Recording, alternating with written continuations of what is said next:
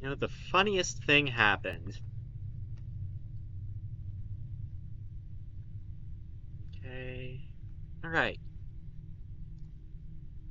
Okay, we're live. Funniest thing happened. I got very thrown off of what time it is and what's going on by fall back.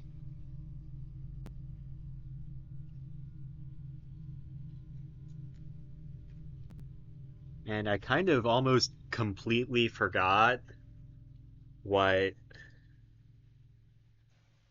fucking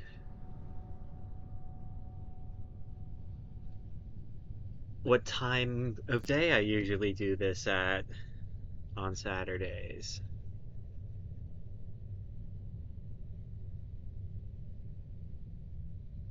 All right. So, we've done Eileen before. I want to get Philip. And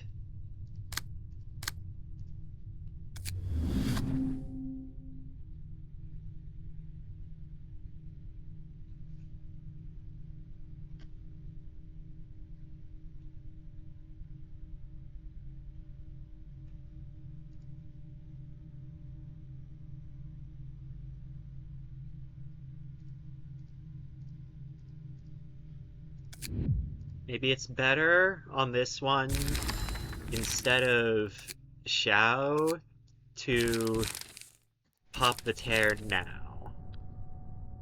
And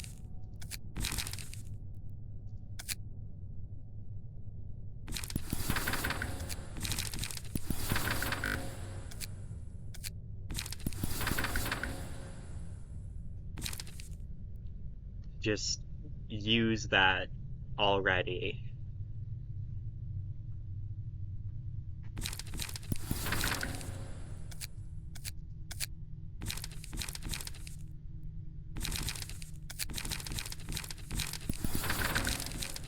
I think I'm gonna mix a sturdy def in with the scattering slashes. I'll swap a clone for it. And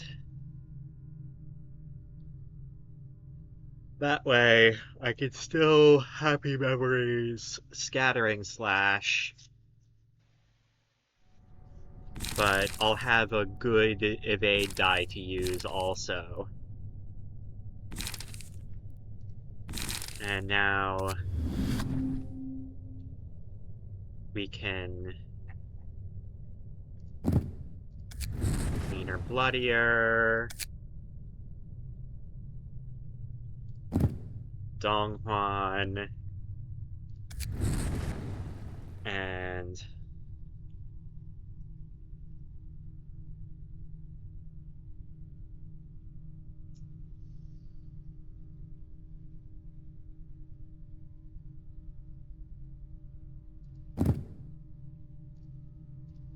I guess we're really running triple R and maximum crash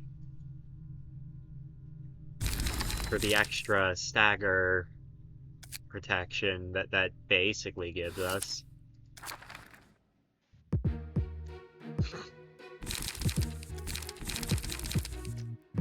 Ooh, but if I'm doing that,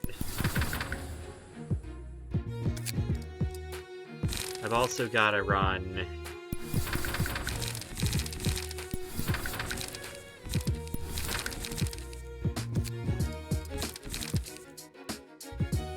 a golden opportunity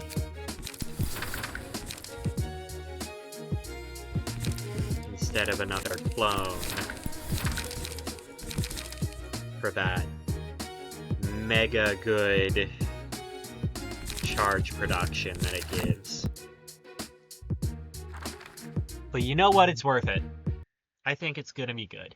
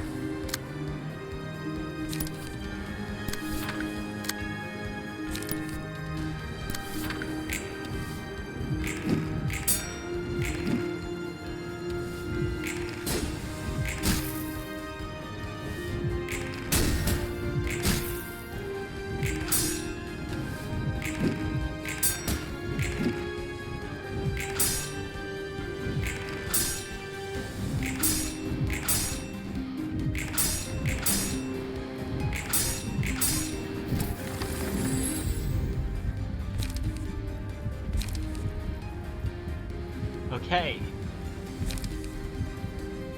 So we can happy memories the scattering slash now. Ooh, and just in time we've got a golden opportunity.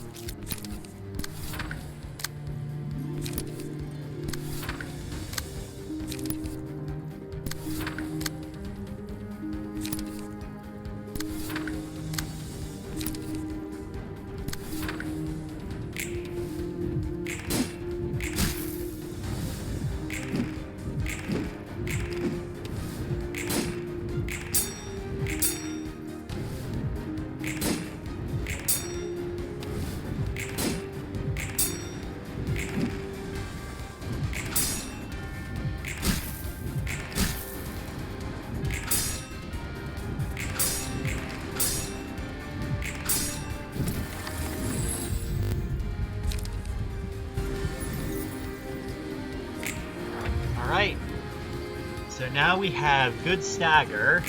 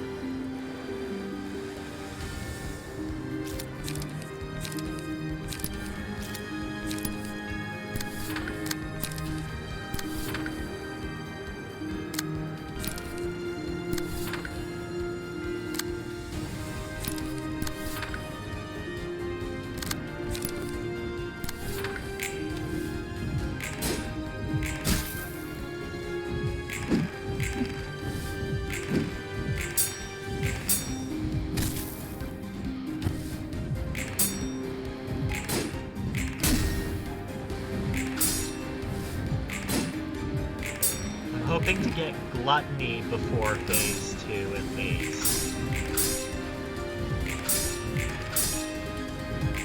If I can't get Spores and Barrier of Thorns also.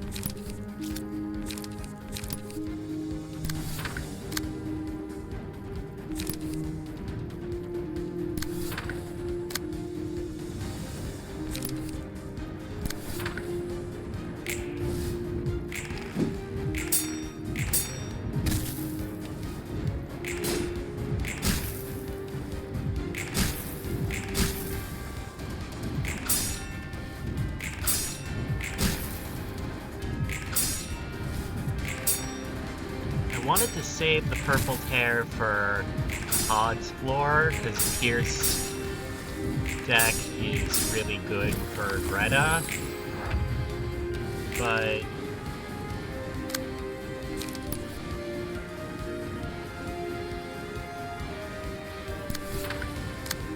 you know, if it's not meant to be, it's not meant to be.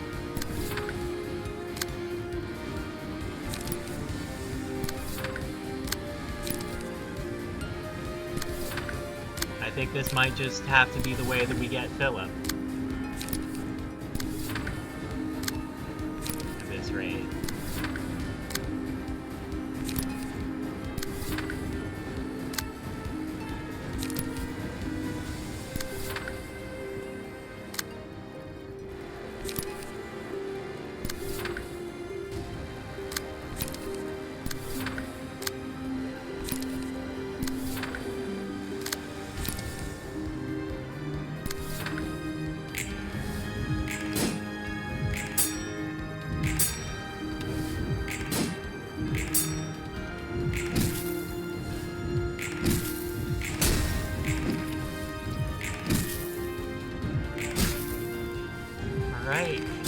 One more golden opportunity with a successful dodge is all we need to activate Maximum Crash.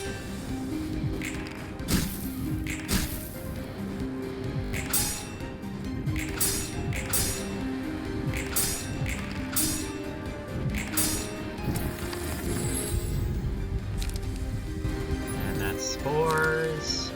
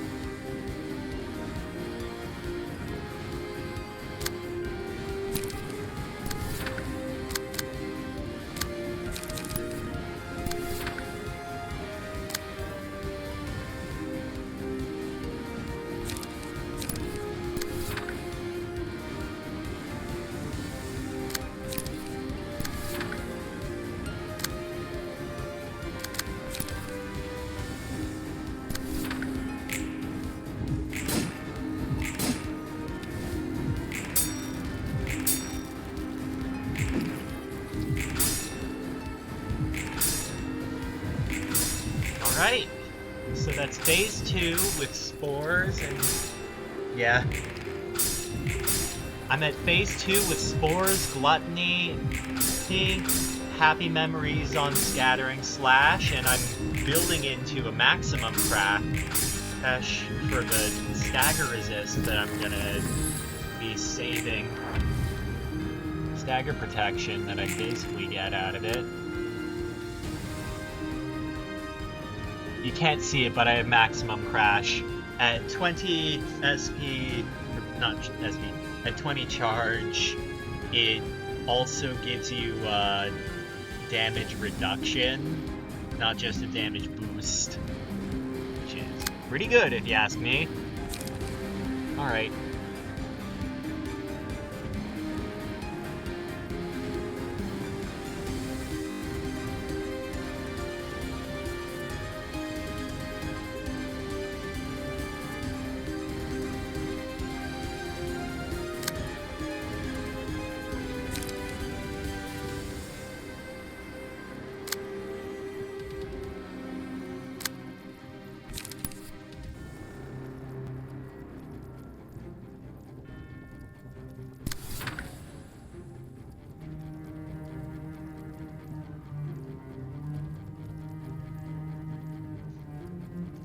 +6 evade die. Defensive stance totals up to +6. 8 to 15 dodge. I like those odds.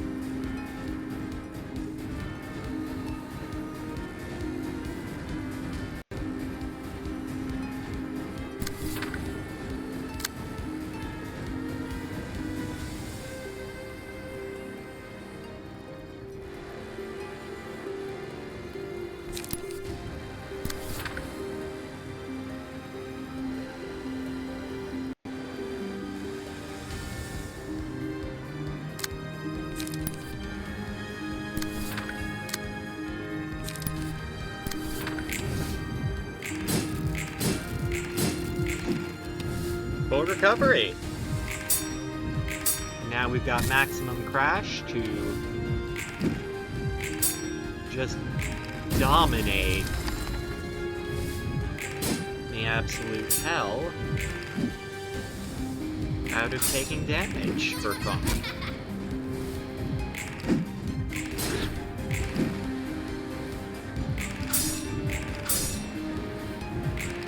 Extremely necessary emotion coins right there. Very glad we got them.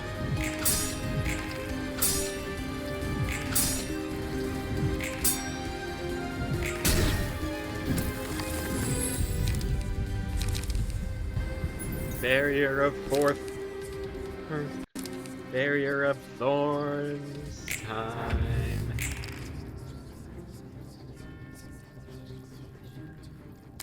Alright, bitches.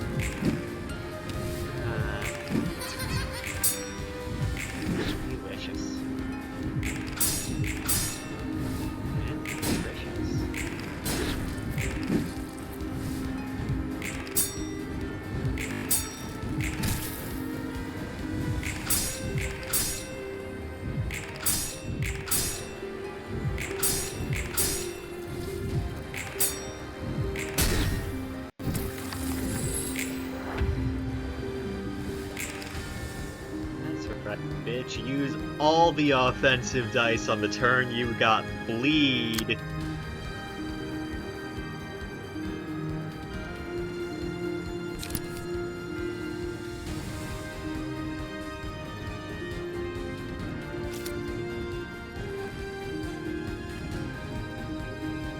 you're playing 2 or more combat pages in a scene, draw an additional page next scene.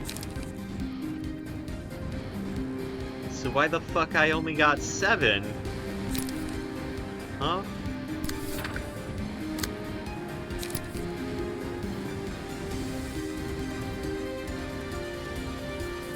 Shouldn't it be 8?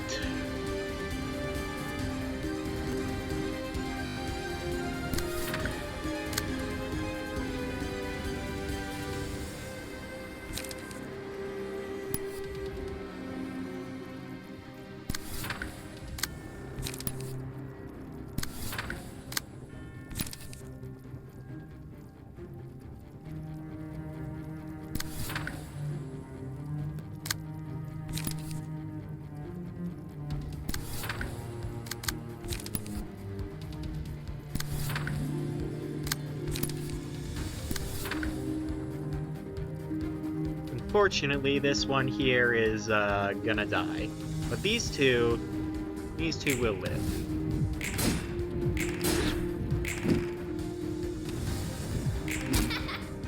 If you have 3 HP and 2 burn, you will die next turn.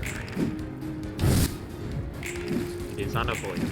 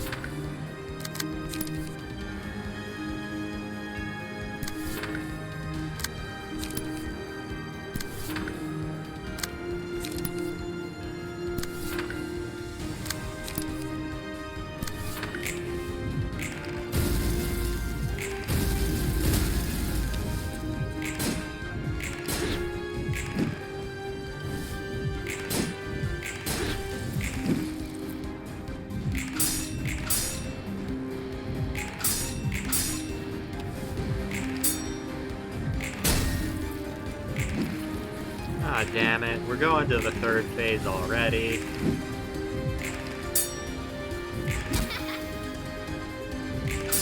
Those little fuckers aren't even dead.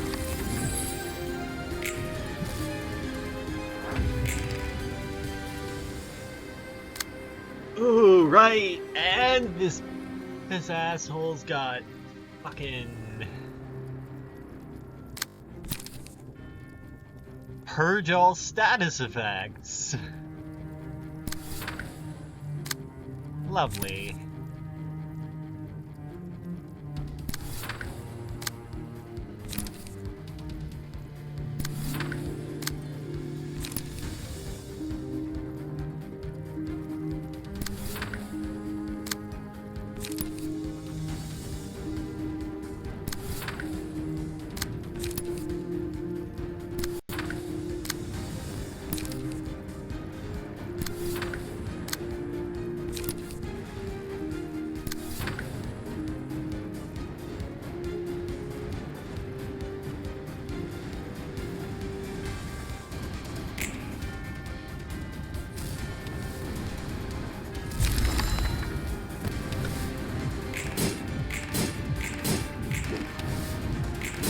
Truly, it is a pleasure.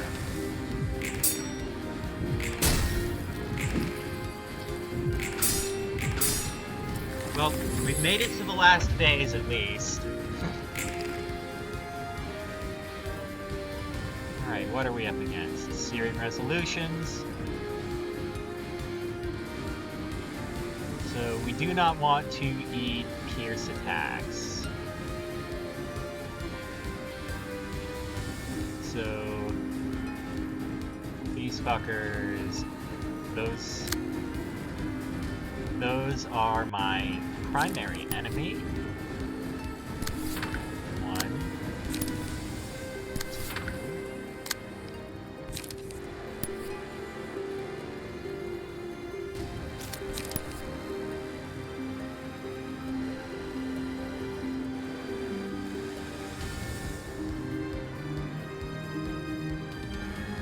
And my secondary enemy is slash attacks.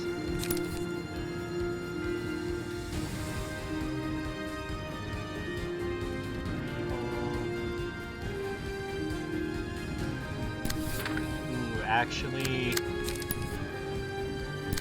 I'm trying to dodge that disarm a lot more.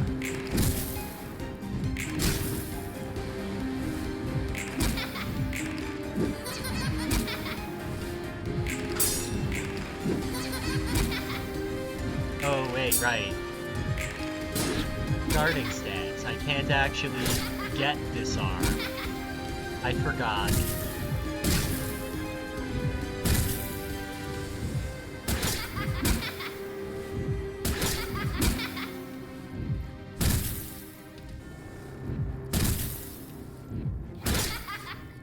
Fuck.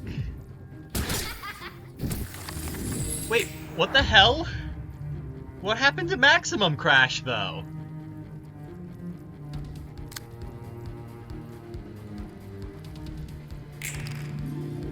Like, there's no way it's not happening because it's not displaying, right? That'd be ridiculous.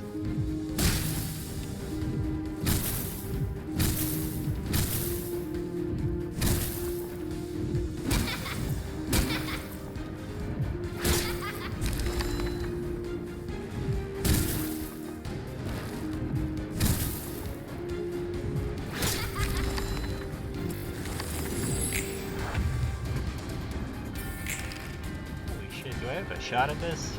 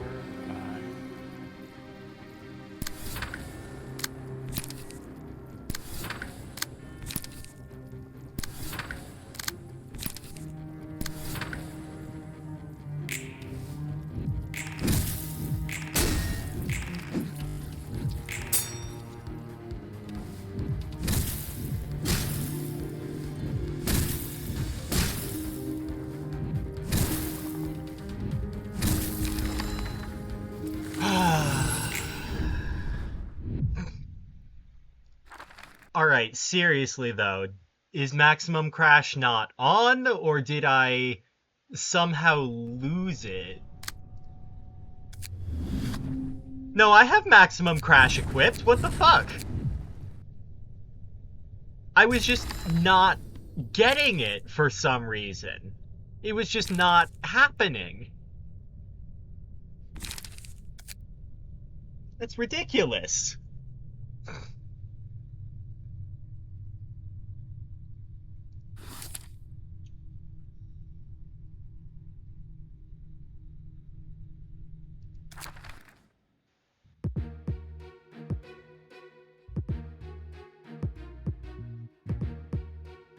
I have maximum crash. I still have it.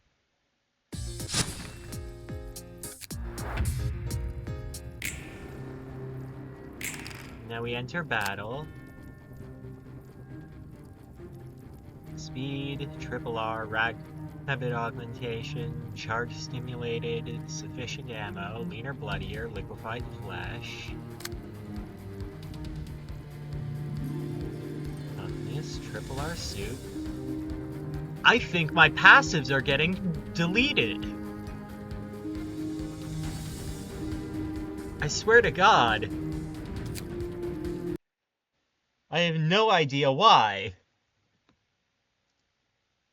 But I think I wasn't getting maximum crash because it wasn't being counted on my passive list.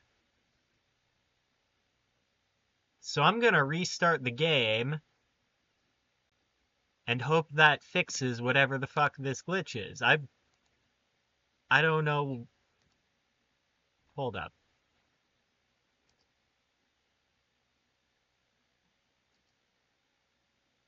Hold up. I can just open up Firefox and look this one up, can't I?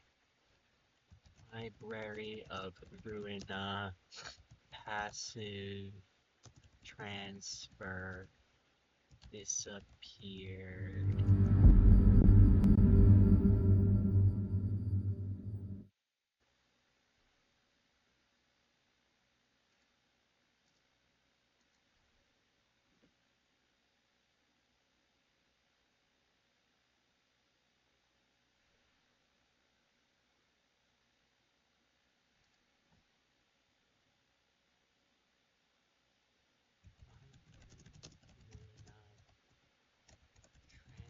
Transferred passive disappeared in reception.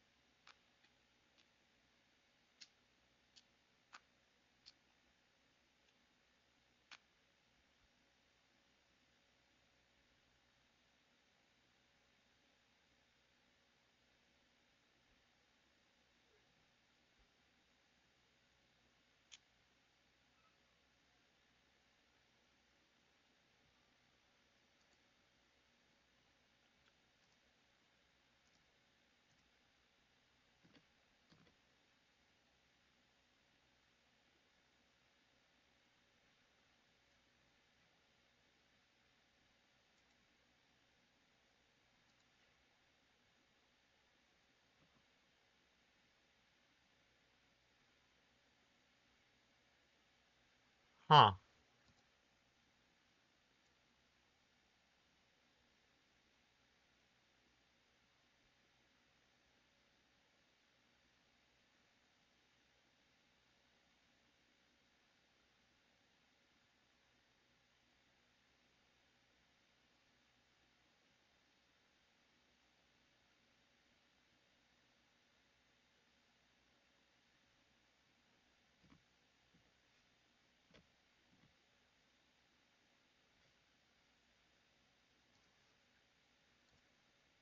Yeah, I don't know what the bug is exactly that does it. I cannot find anyone saying anything about it on Steam or Reddit or anything. So I guess people just don't really ever notice that it happens most of the time, because most of the time you're not relying on, I guess, bottom probably the bottom passive that you've attributed usually.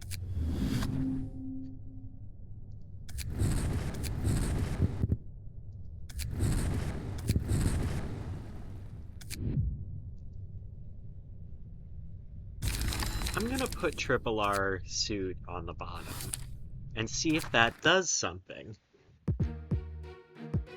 Because there should be no way for the game to remove Triple R suit fully without me noticing that I have blue charge instead of red charge.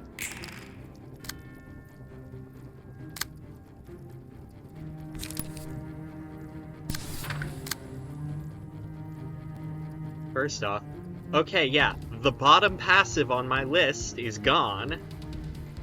I have maximum crash on the list. So, again, assuming that it's just not displaying it and it's not fully removed, I should be able to get 20 charge. And if it is fully removed, well, that is a problem. Because...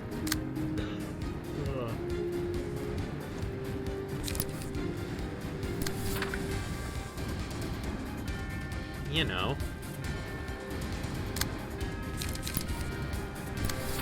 I'm kind of using those things.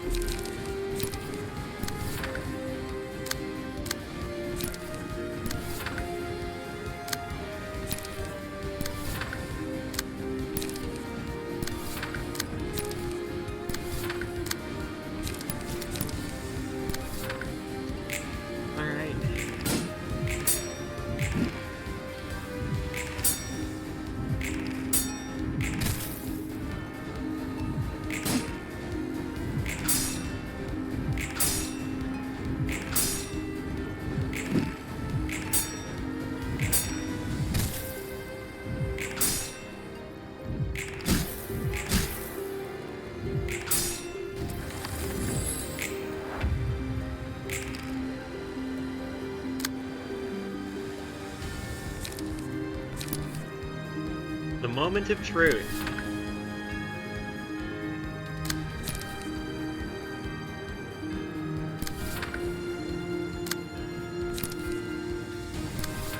Is Triple R suit still on? Now we shall see.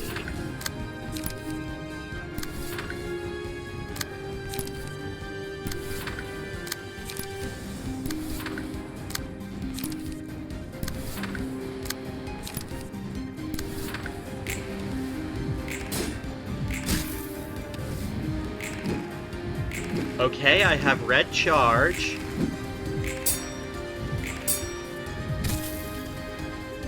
Yeah, Philip.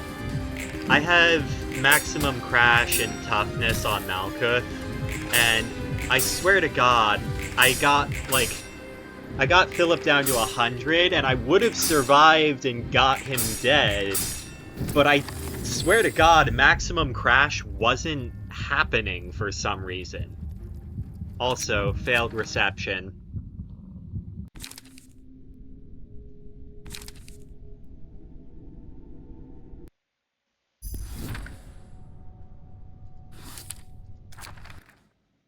And I swear to God it wasn't happening because I was taking damage more than I should be when receive 30% less damage and stagger damage from attacks.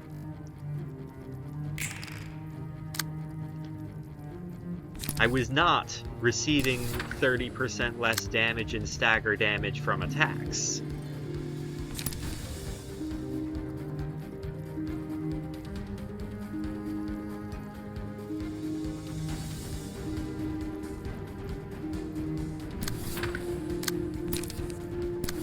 Unless that just, like, doesn't work for some reason.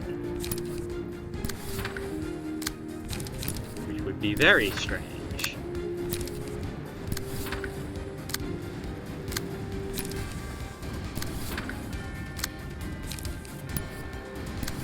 Because as much as we joke about these games being made entirely of spaghetti,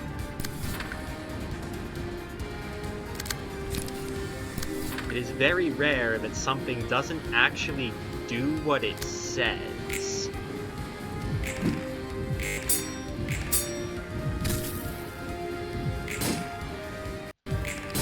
More common for things to do things that they do not say because of bugs.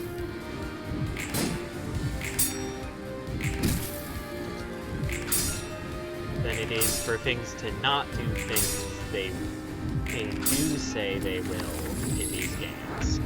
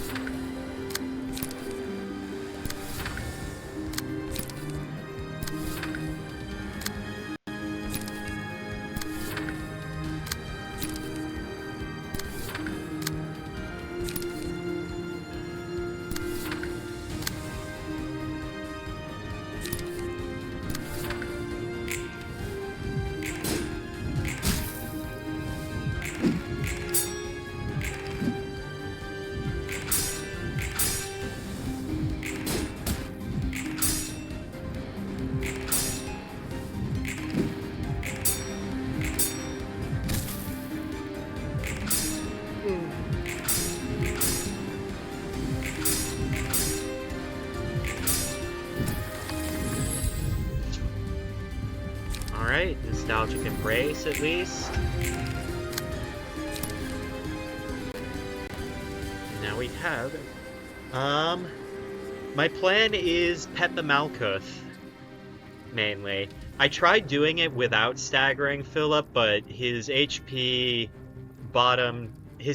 hits a floor for each phase if you don't stagger him. And so rather than do ashes like I'd normally do for my abnormality page here, I'd normally be doing ashes and happy memories, but Philip doesn't take burn damage, so I'm doing nostalgic embrace of the old days and happy memories. Either way, we're putting happy memories on scattering slash.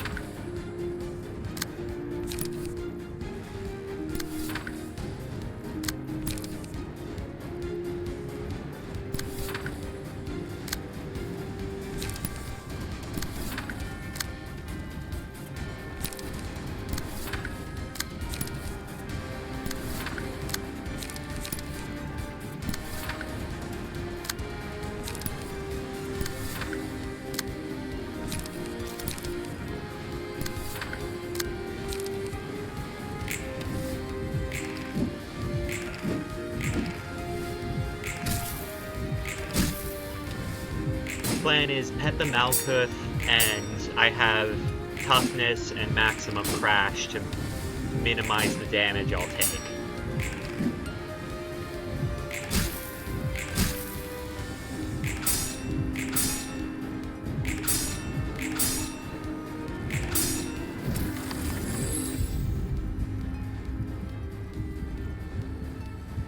Alright, no happy memories. I can...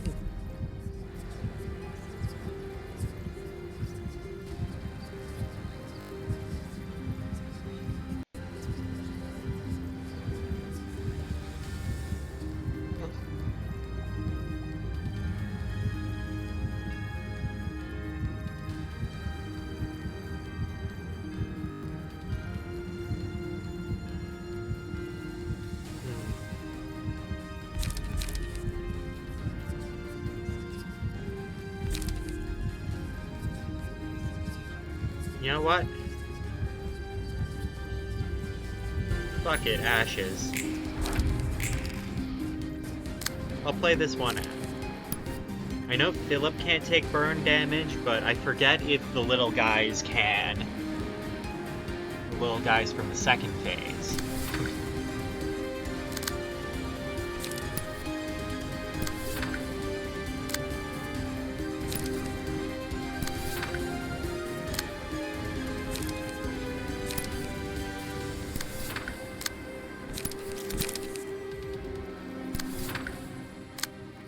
Diggy boat. Eventide.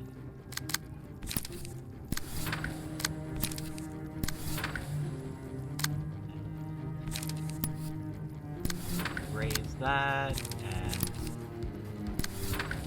unlock.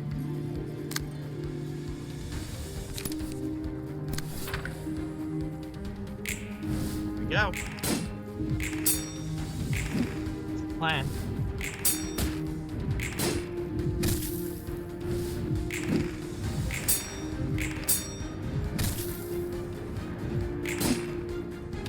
Someone is unhappy, sounds like. Yeah. Yeah, they have overheated. I didn't think that they would, but I just figured if they do, might as well. Because Matchlight wastes my HP, and Fairy's Care does me jack shit, and also has potential to waste my HP. Alright. Put that on. Put that on.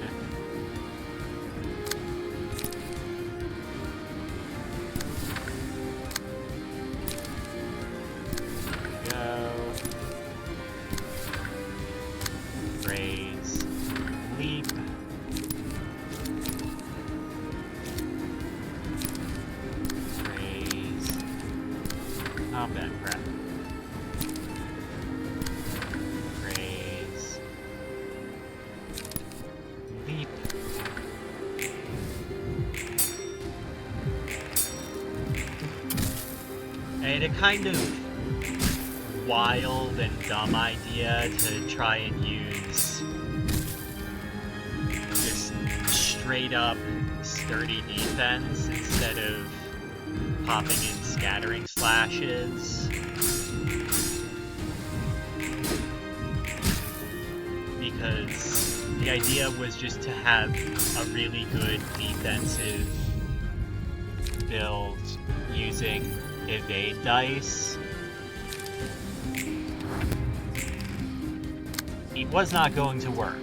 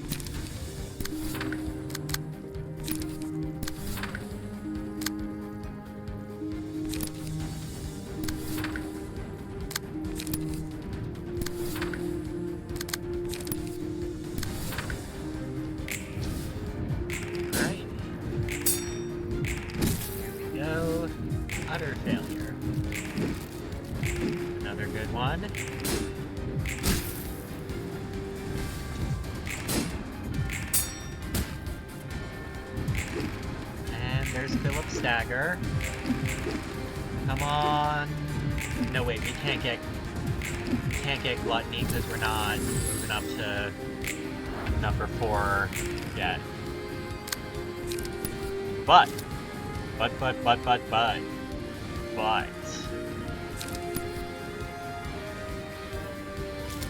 can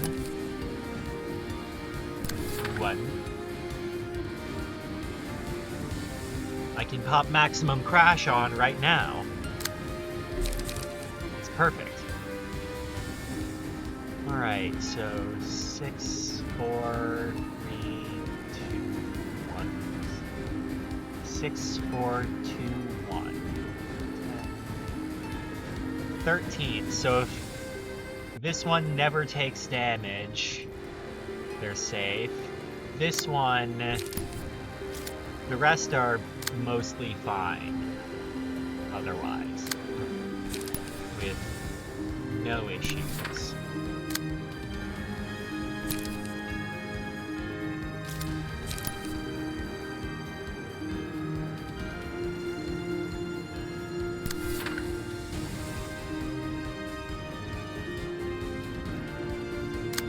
Alright.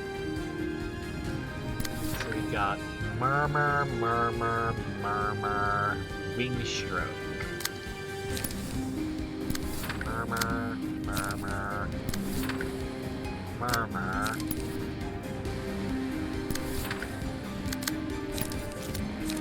You are...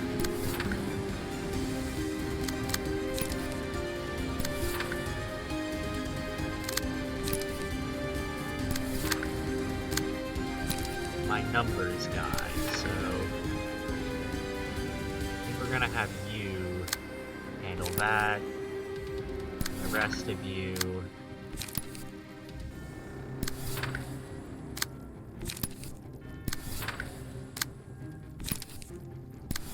do that. Alright.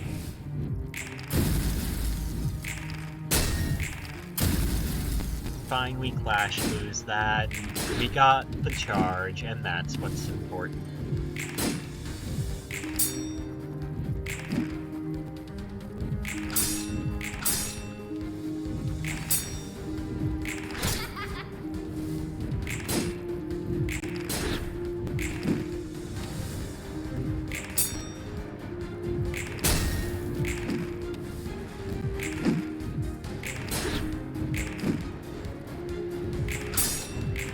Alright, things are looking up for me. I think I'm about to get myself gluttony.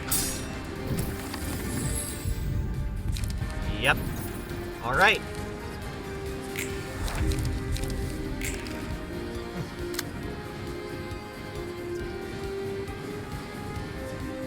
Now, we've got 20 charge. Receive 30% less damage and stagger damage.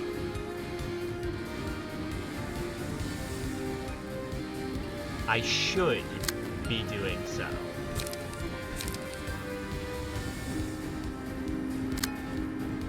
I am anticipating complications.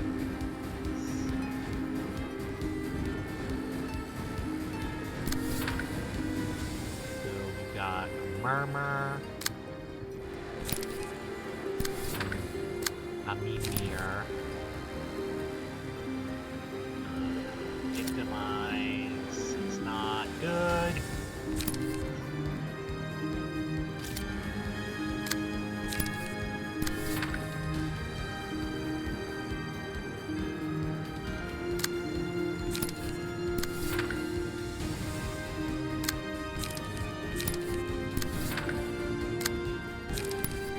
Not like victimize.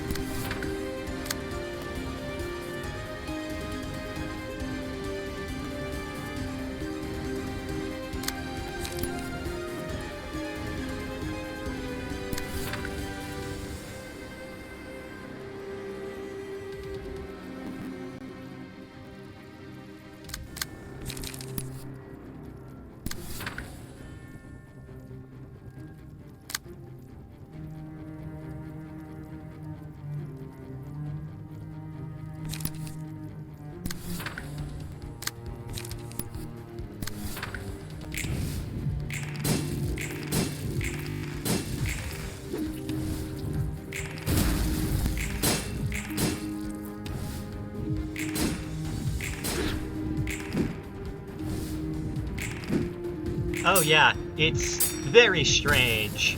It activates, I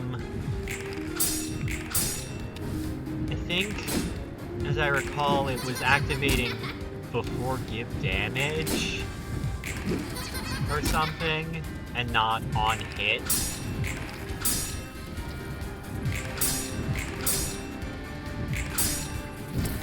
I forget exactly what it was, but someone in chat actually on a previous stream explained the exact moment that it was activating to me, because I was looking for passives like Light of Daybreak that would deal direct damage if I could use an offensive die against an enemy. And there's Light of Daybreak and another passive, his which one of Gay's office has, both deal bonus damage rather than increasing your damage. The same way that Great Serpent's Impact deals bonus stagger damage, or the way that Double Kick deals damage on Clash Win. Not the same way a Double Kick does that, but like, you get the idea, I think. Searing Resolution.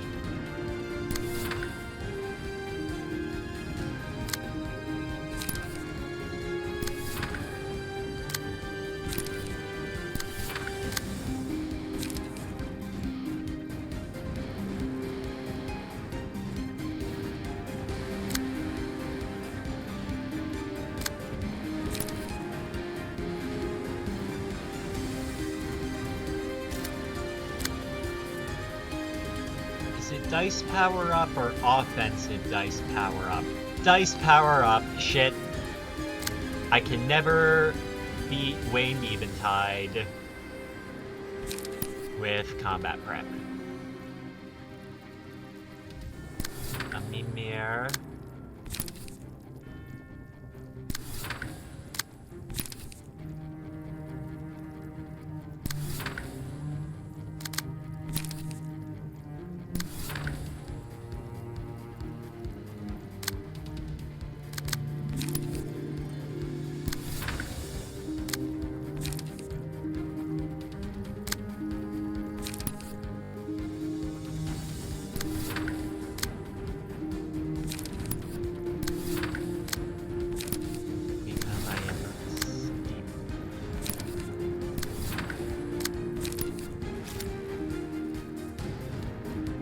But yeah, Gluttony activates in the same function as Light of Daybreak, which is why it will activate if you use an offensive die against an enemy that is taking damage, and not specifically if you hit with the die. And thank God for that, because boy is it very helpful for me to be able to recover HP.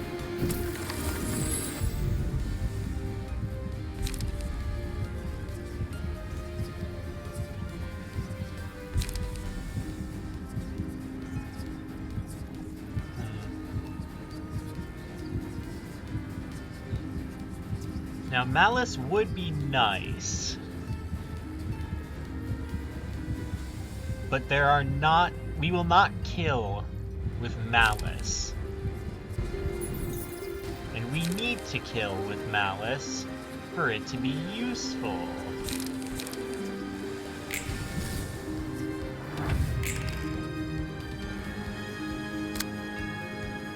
Okay.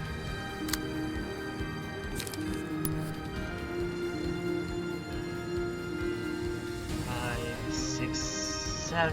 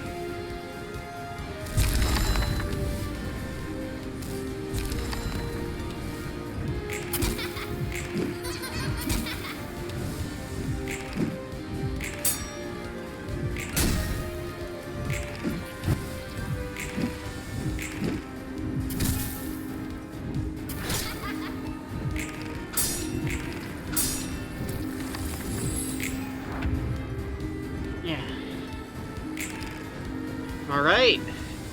Now it's just Malkuth.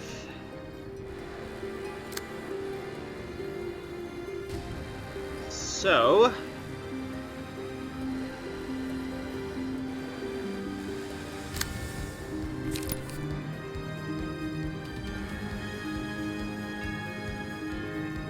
with just Malkuth, we've got Searing Resolution, Conflicting Emotion, and Good Time.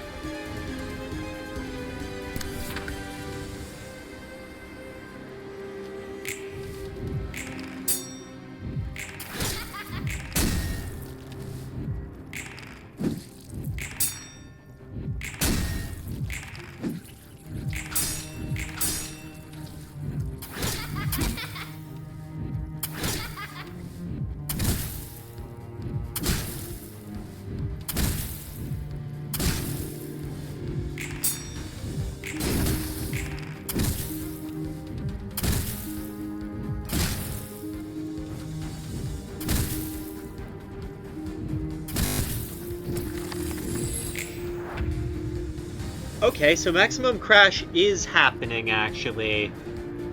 I'm misreading it because I'm used to the numbers that I would get if I had Grit available and on me.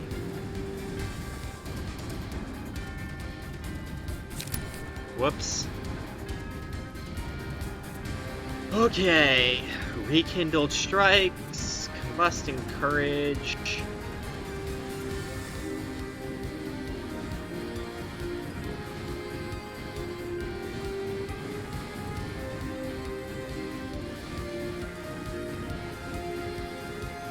to 11.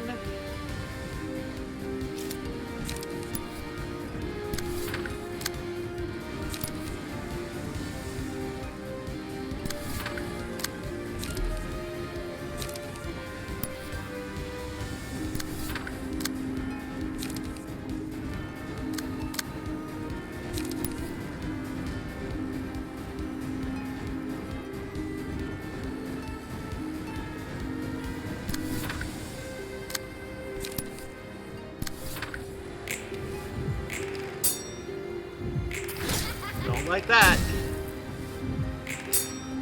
Ooh, that's bad. That was all of our stagger resist recovery that we were gonna get this turn. So now we gotta hope Philip doesn't fuck us up too bad.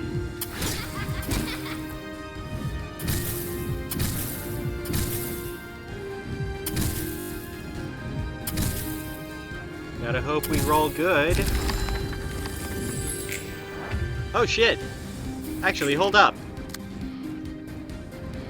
They do take burn damage. Take half as much damage from burn. Because Philip has Cooled Heart that makes him not take damage from burn. These guys just have Torched Heart.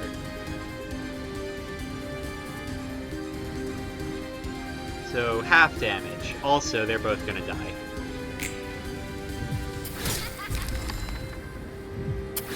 Thank God, Philip is staggered this scene.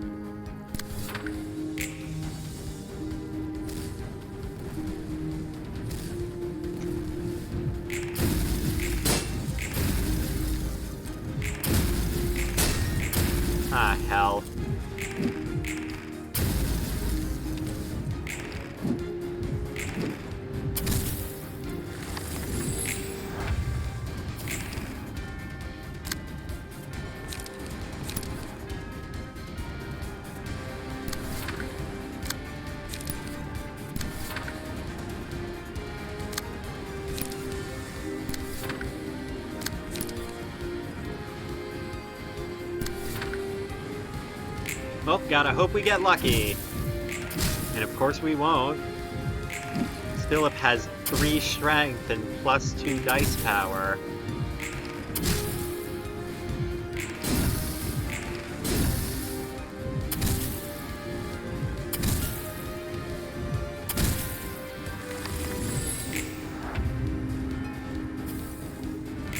Alright.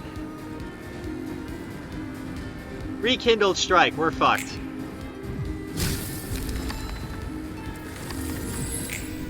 Yep.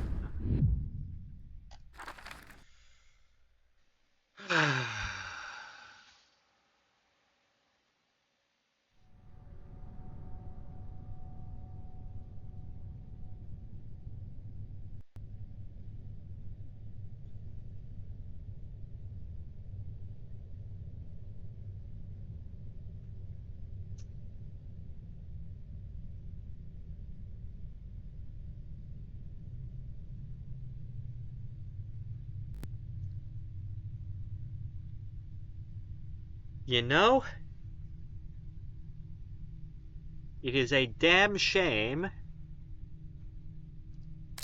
that that's not working. Alright, so I'm gonna drop Maxim and take a look at some alternative options here. I think immediate repairs might be good. Or maybe emergency resuscitation protocol. And I do think I want Triple R suit still, if I'm gonna run that one. Yeah. Oh no, Maximum Crash was doing some really good work. I just have a problem of... Generally, I just need to survive longer than the damage reduction is getting me, so I think I gotta go for, like, restore HP instead, maybe. I was getting places, for sure.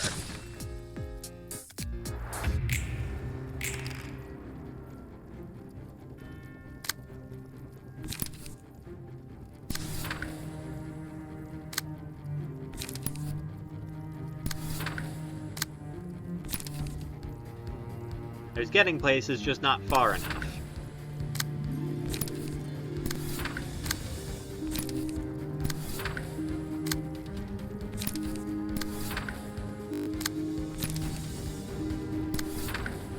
The classic reason for failure in Library of Ruina.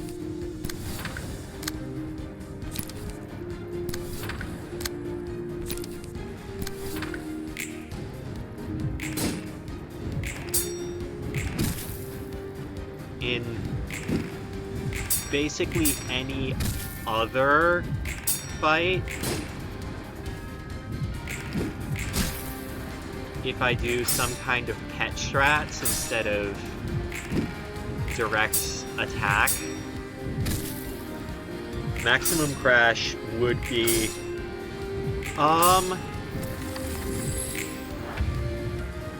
actually not a bad idea. Not getting staggered does help me take less damage.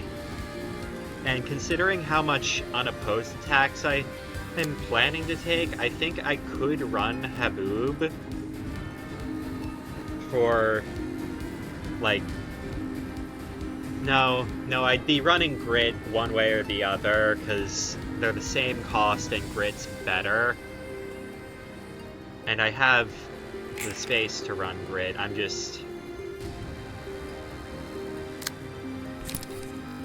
gonna try with ERS.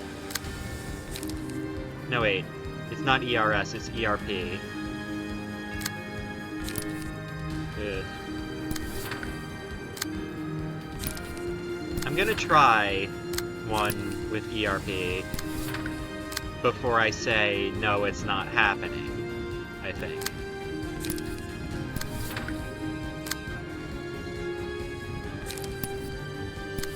But I think you're right. Definitely the Ujat is the way to go if this fails. Swap to the first of the 3 Ujat passives, and then pop, what should we call it? Grit from Boris on as well. Alright. Nostalgic Embrace. Big rolls, please.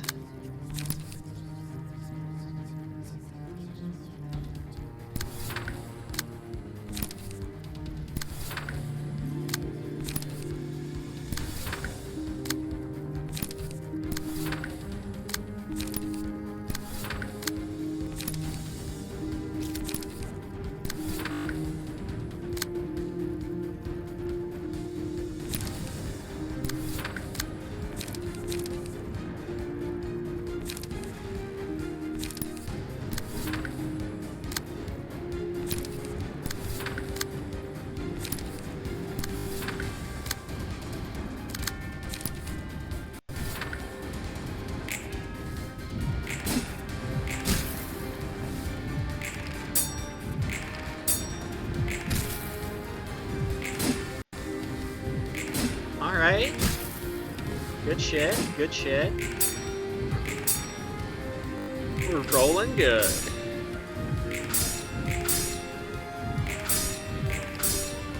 I think we might get happy memories for this one. And that'll be real nice for me. Yep. Happy memories, Scattering Slash.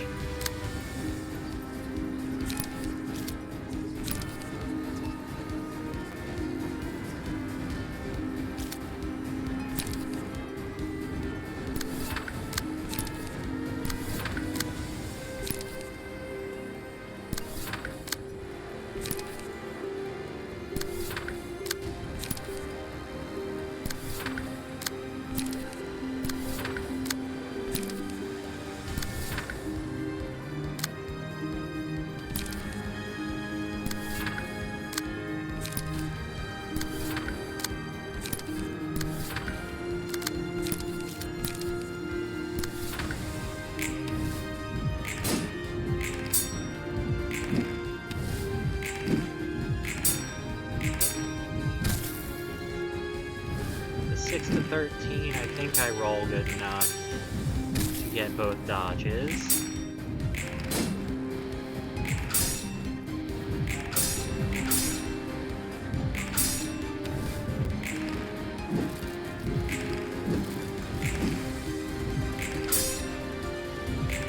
Yep. Alright, there's Gluttony. We have nothing to fear but fucking getting killed.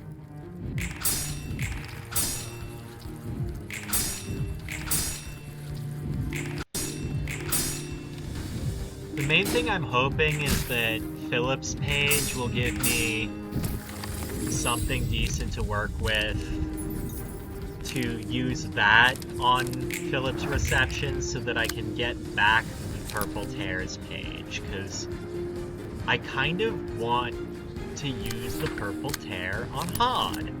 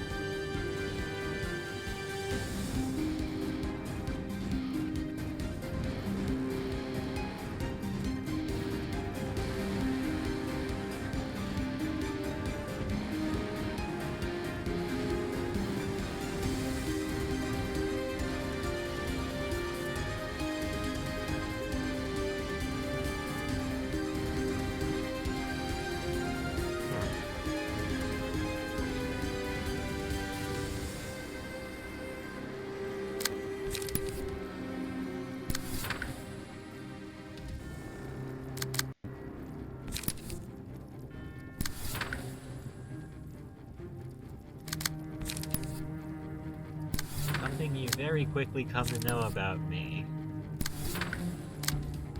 Despite me being kinda good with tech, I am very bad with tech quite often.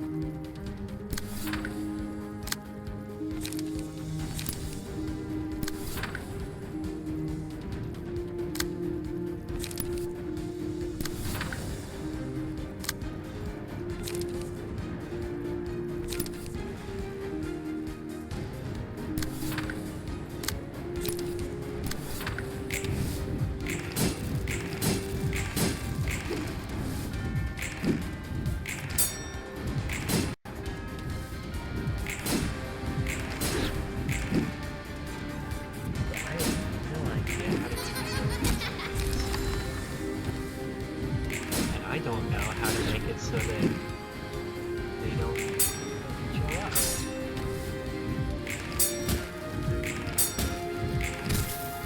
Actually,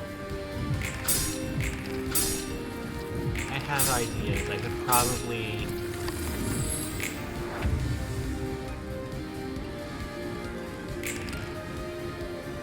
view the stream from a different place than I currently do in order to capture chat.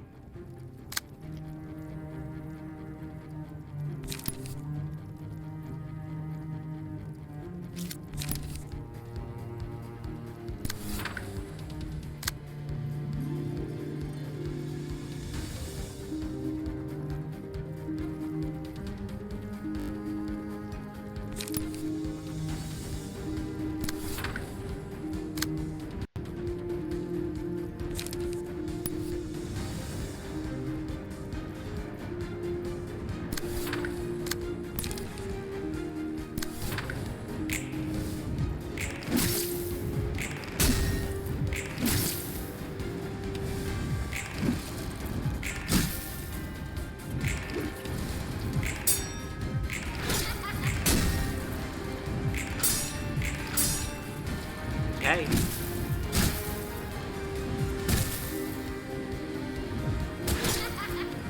Now we see if we're good enough for it.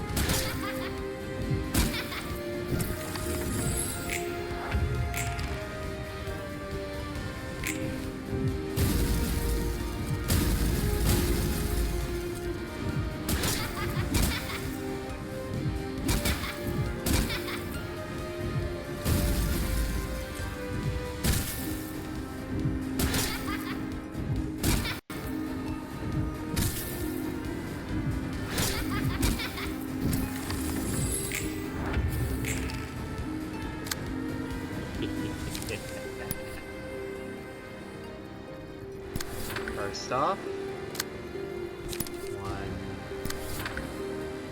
2.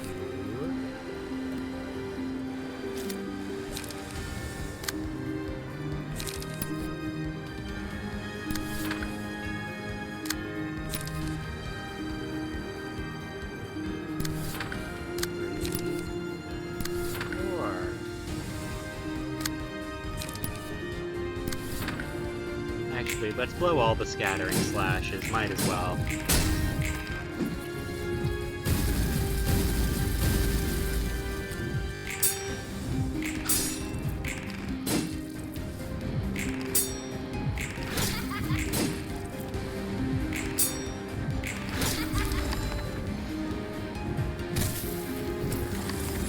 Time for murder. Alright.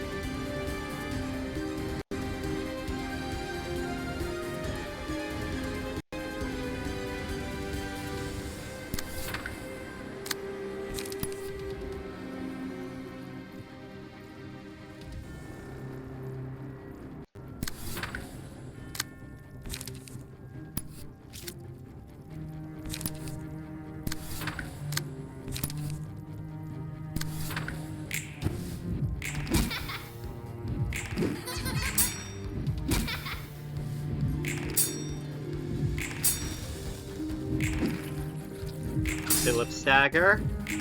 Recovery time.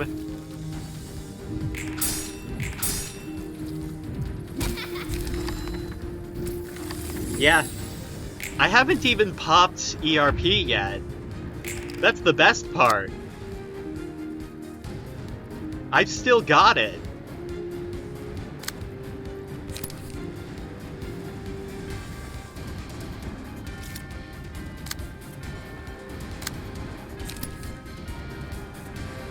Alright. Mr. 7 to 9. Say, why were you getting so much strength anyway?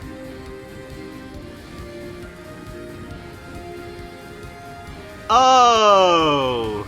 This bullshit! Fuck this bullshit! Alright.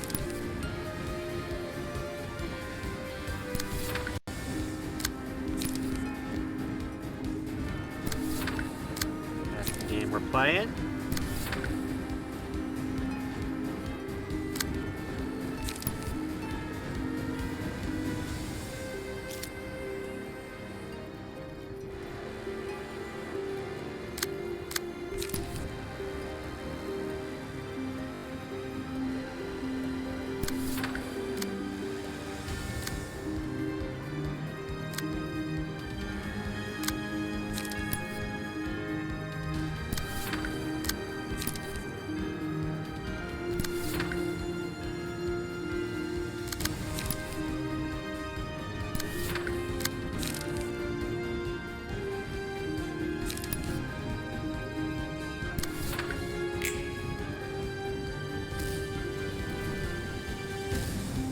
Well, damn.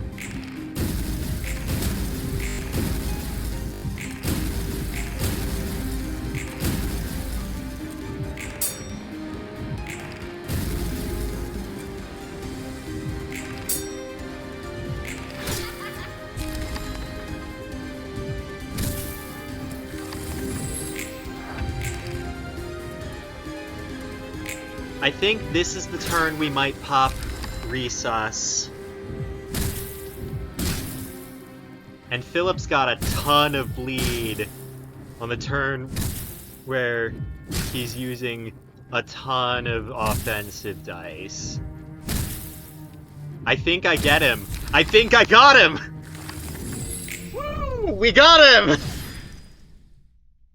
Holy shit. I cannot believe that actually worked!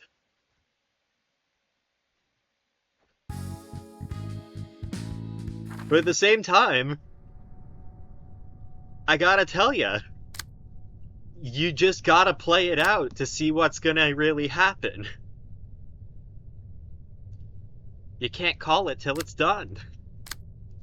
Alright, Philip's page. Speed 3, Nuovo. Okay, so Volatile Passion and Overheat are...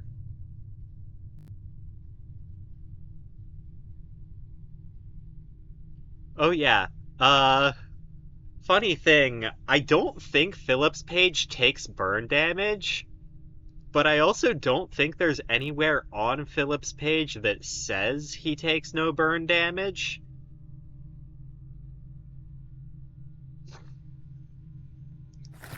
Anyways, I'm locking in that Philip win.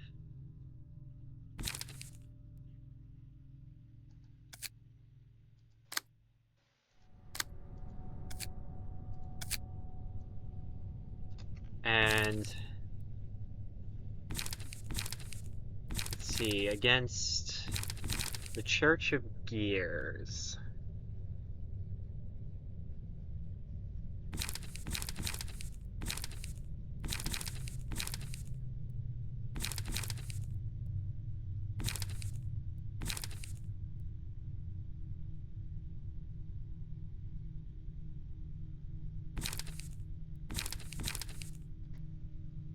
What am I thinking I can get away with against the Church of Gears? Obviously, I've got 10, 15, 20 for all this. We've got leaner, bloodier, youngest, liquefied flesh here. Oh no. The only reason I know it doesn't is because Chi 1 is part of the speedrun build for Philip's page on Hod's floor. And Chi 1 deals Oh wait, no. No. Philip does take burn damage. Chi 1 reduces the burn damage you take for the turn. I forgot. I think actually he might not be immune to burn damage, or he might be. I can't remember exactly which one it is at the moment, because I never really paid close attention to him taking damage to begin with, because in my casual playthrough, I never played with his page. Except to use as passive attribution onto Xiao's page, which is better. Like, you can probably guess I'd put Flaring Brand, Plumed Escutcheon, Volatile Passion, and Overheat on Xiao's page in my casual playthrough. And I also, in my casual, I would always play with the Lu Association on Tiphereth's floor, because I just really liked having a theme for those 3 floors. Especially for Tiphereth, because just she's got a theme to begin with on her abnormalities.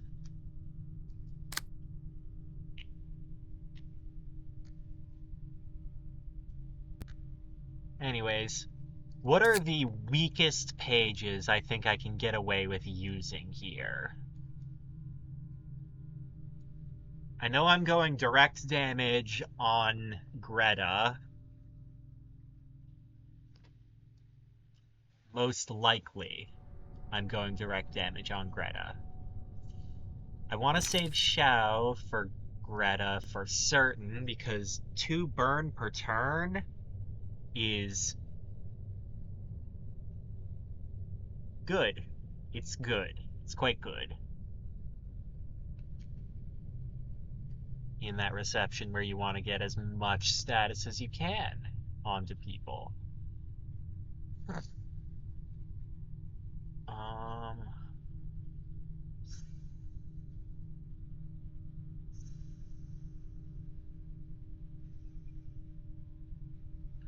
I'm popping Myongest on Yesod because he has no dice power otherwise, but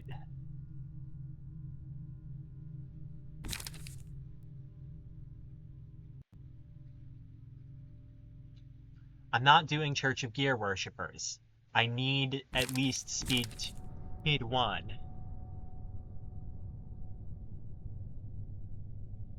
I've got May favorited for any kind of mountain build, for Clash lose, negative coin kind of deal.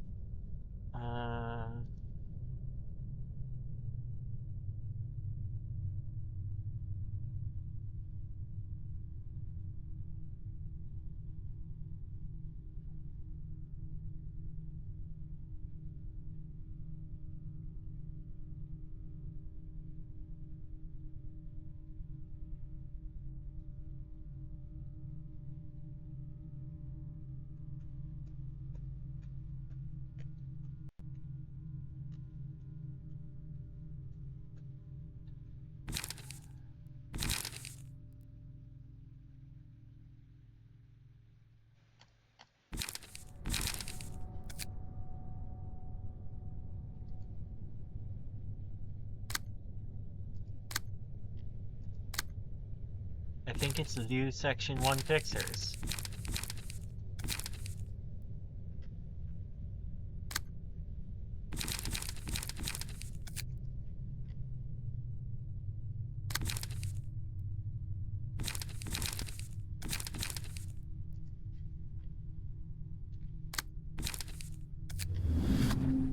I think it's the new Section 1.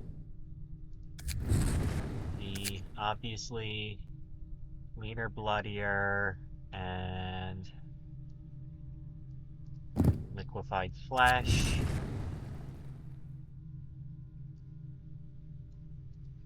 We've got a puffy broom for survivability.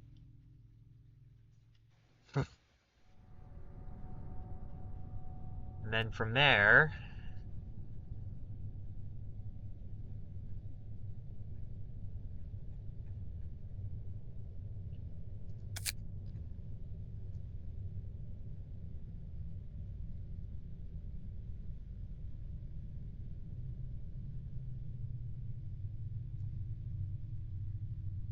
oh wait,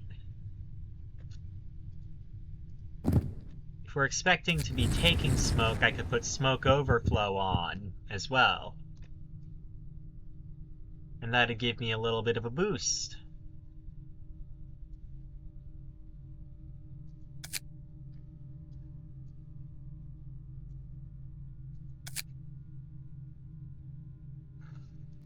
I haven't got enough Nuovo fabric to put those on everyone.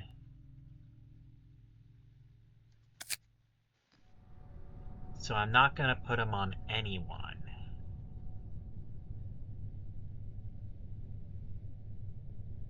I'm just curious what... Malkuth and Yesod, I really just need Malkuth and Yesod.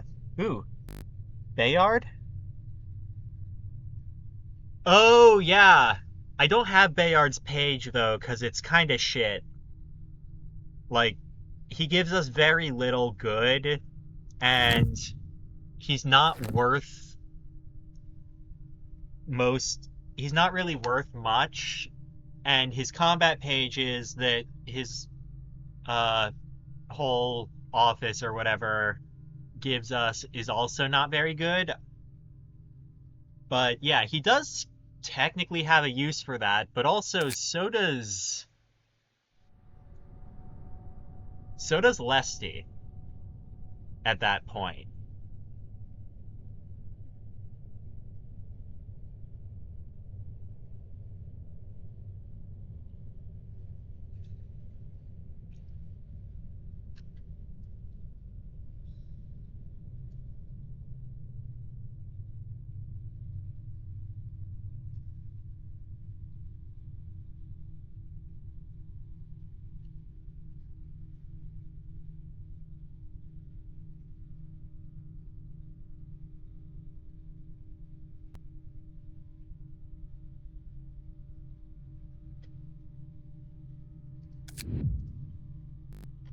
I'm gonna save that for now and consider...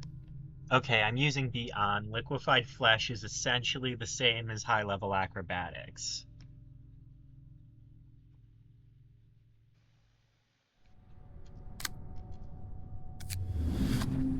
I want something I can put on all of them.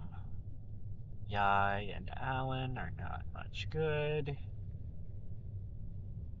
I'm not running that. I can't transfer 9 children, not that I'd want to. Survivor, maximum crash. I'm not swapping Nikolai. These gold pages, I want to keep them together to use as gold pages.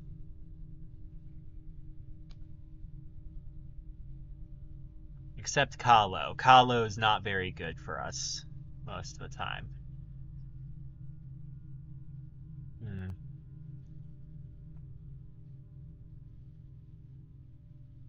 I've got Fervor, but...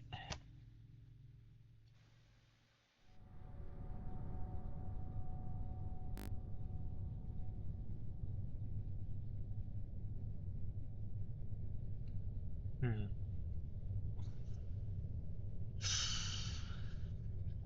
The thing is, it's NetSock that I'm kind of trying to figure out what do I do there. Because there is a little bit of dice power up, but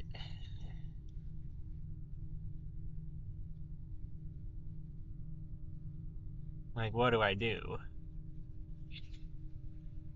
I could run Survivor on NetSock.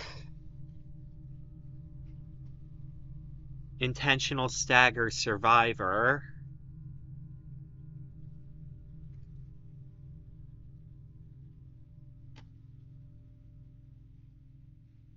Hmm.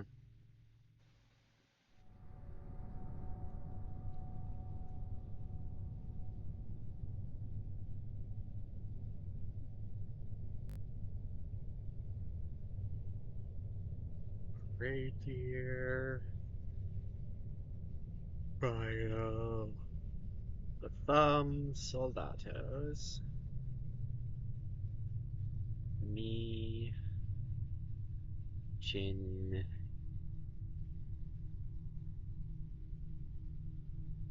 Wang. Emma. Puppet. Tenma. Valentin. Cutthroats. Lusty. Sen. Index. Amplified Flash. More puppets.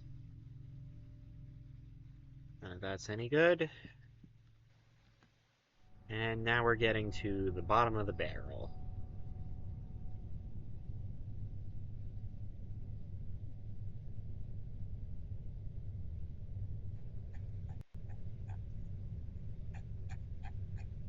Yeah, no, I think we just pop our rhino.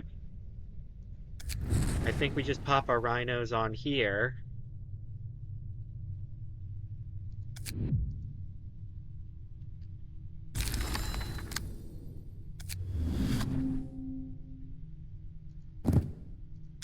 One.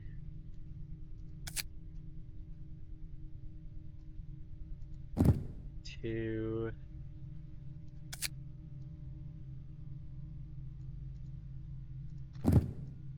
Three. Four.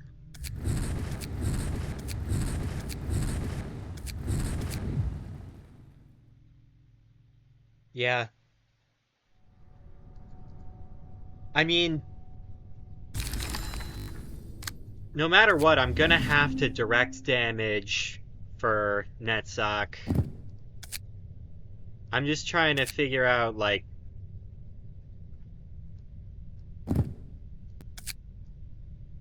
what do I do with it?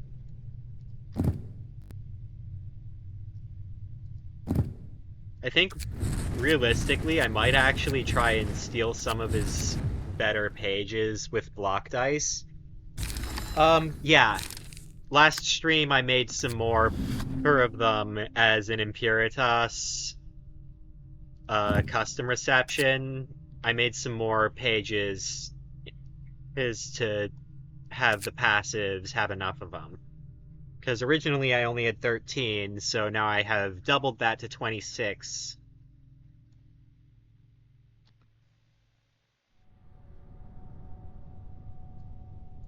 Or, wait, hold up.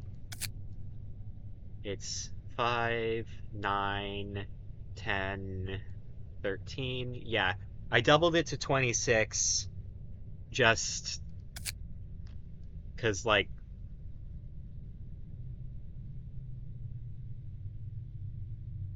meh, it was easy. Alright. Now we're liquefied flesh, leaflet.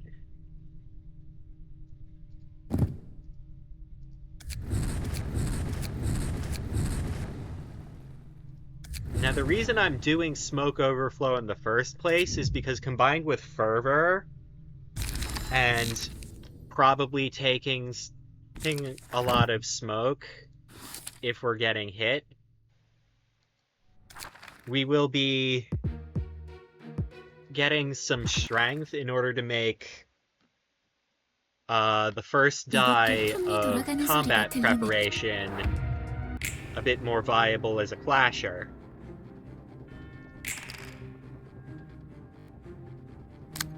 Because no matter what, really what we're after here is Yesod getting strunk. Oh shit, I forgot to set the combat decks. Yeah, the most you'll ever need is 20, but I got myself up to 26 just in case for the Reverb Encore, because you can have up to 5 floors on that. I don't think I have enough good pages to build 5 floors for that, but like, I don't think I have enough good pages and floors. I've got basically Tiphereth, I've got Pod, I've got Hakma, and kind of I've got Geburah because the Red Mists page is a part of that floor and kind of really good. Even in this challenge, where you're supposed to be... where you can't actually deal much damage in a turn, you can just dodge to recover the stagger resist that you lose. It's great.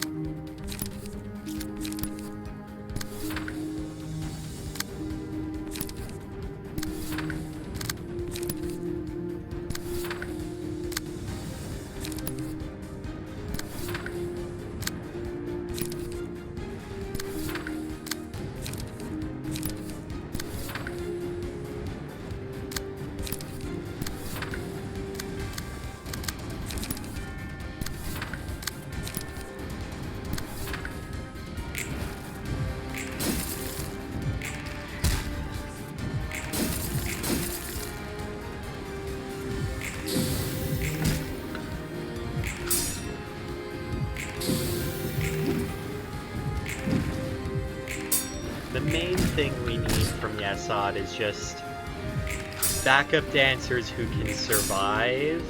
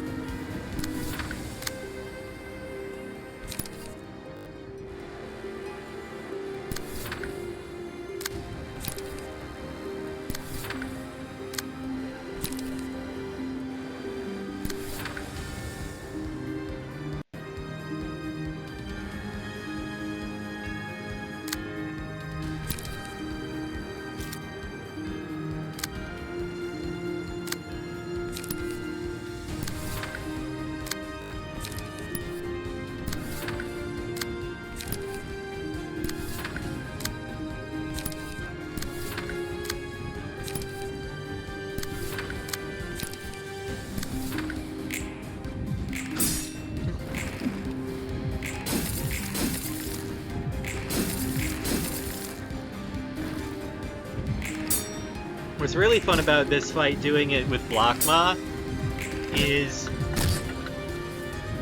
from the very start, you can actually go after Eileen instead of the gear worshippers.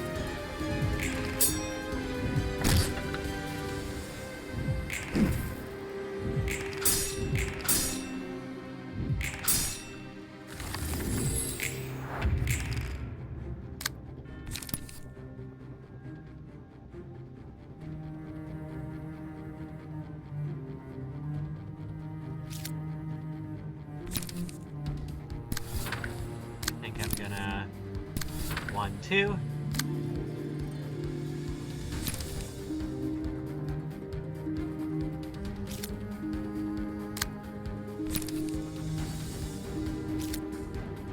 Oh, we got 4 vapors.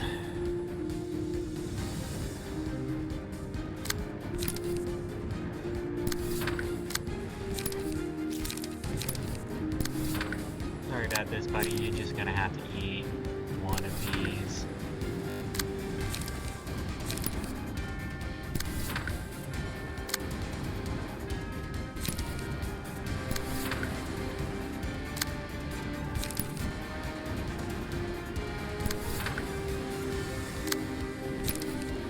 Same to you. You're gonna have to eat 2 of these, one of them straight to the face.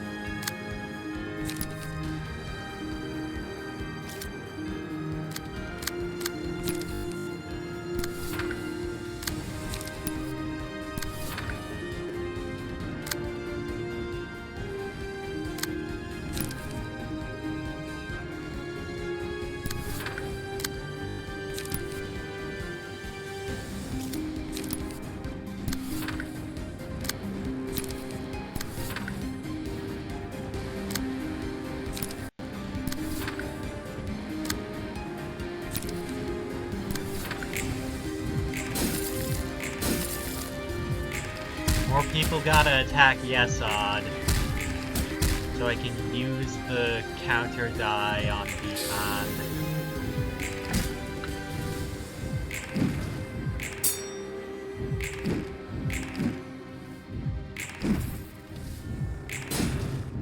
Unfortunately for me, Yesod's about to get dice power.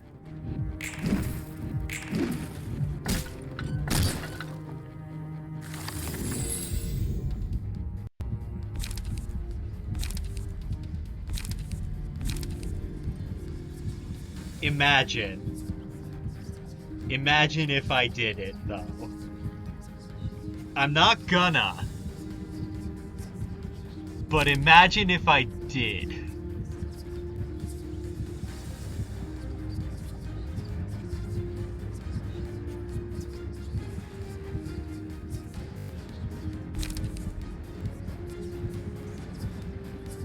None of these pages do anything, by the way.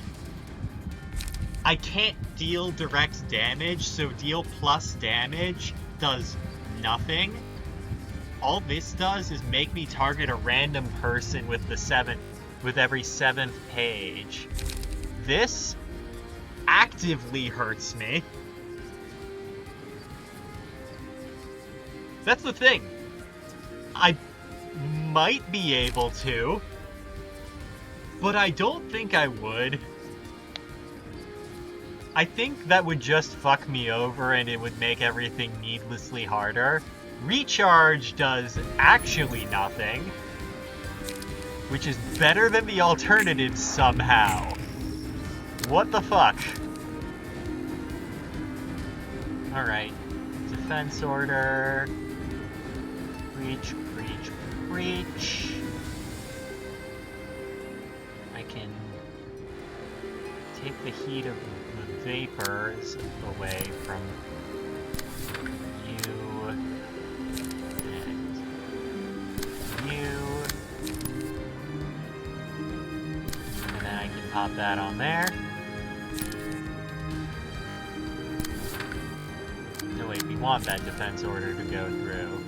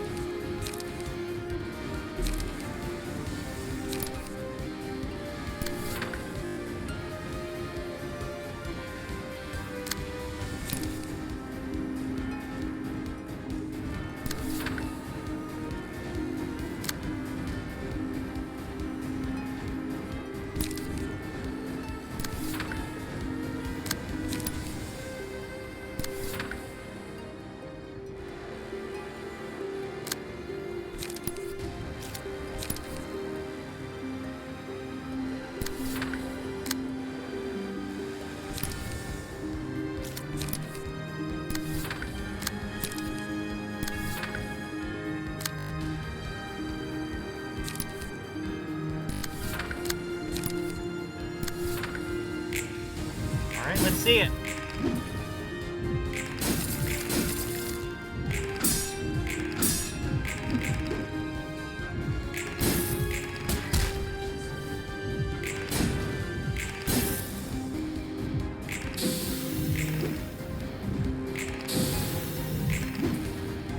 Block that damage, baby.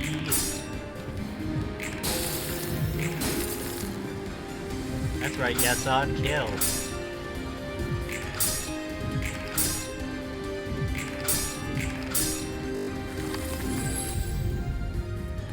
Oh, thank God we got Chain Wrath. It was possible we didn't. Somehow. And that would have been some bullshit. Alright. Yesod has fucking dice power, finally.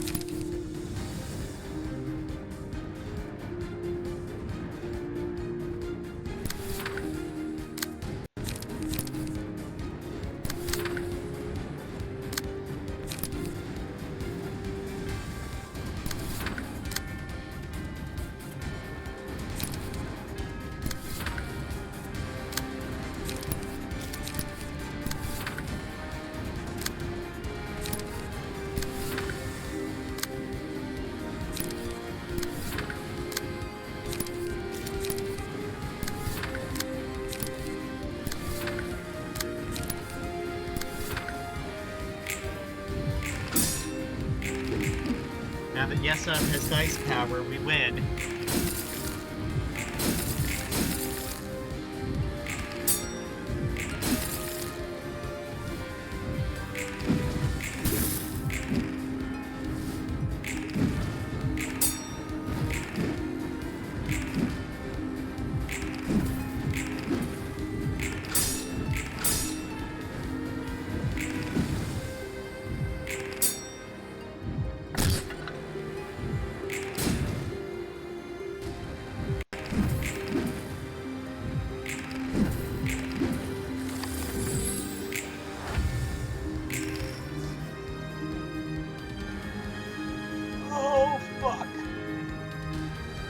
Well, one of them's dead.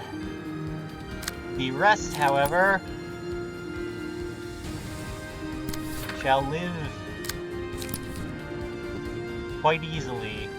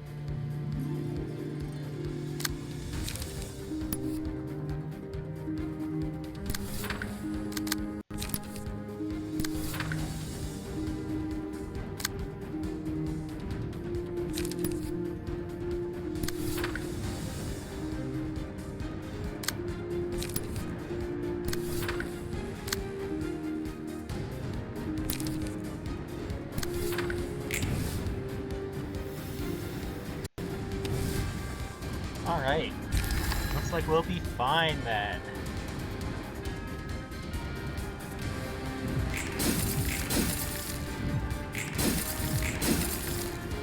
I love counter dice.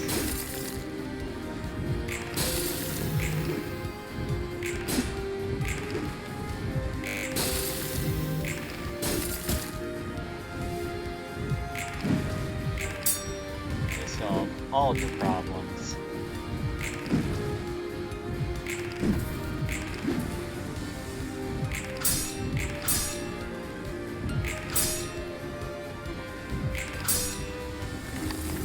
Alright. So, in most circumstances here, coffin's not worth much, music is detrimental, and dark flame would normally be detrimental as well. And this is no different. Coffin, yes, odd.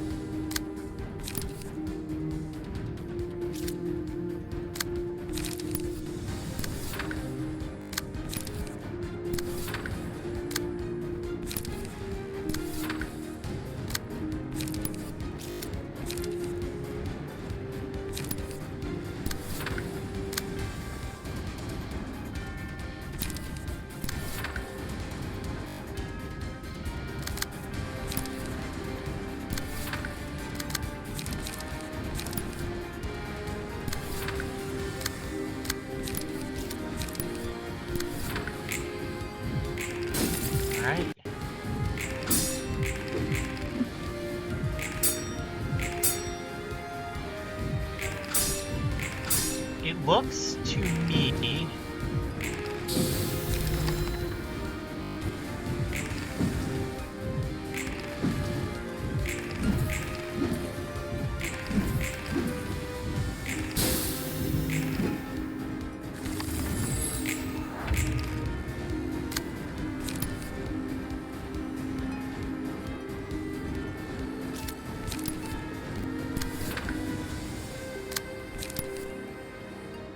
like this will work.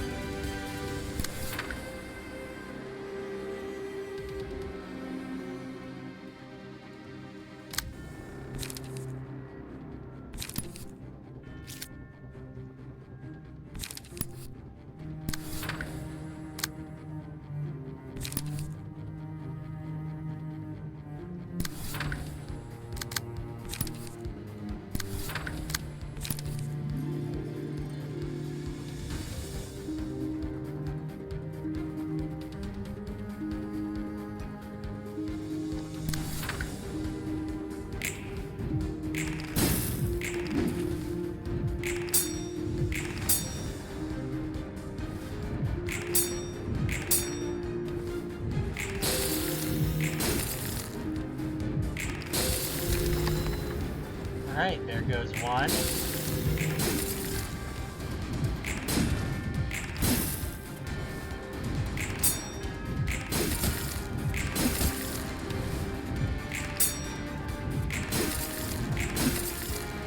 And there's a stagger on another.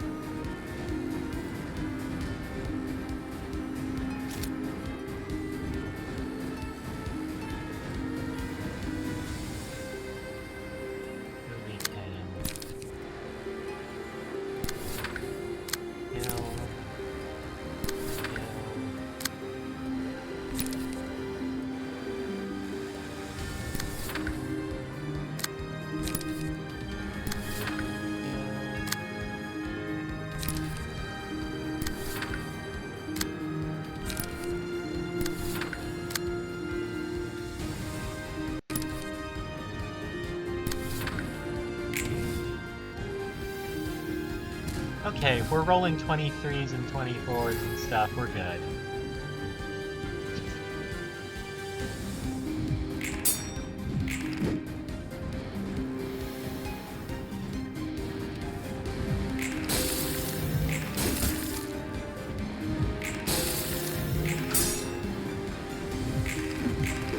Right.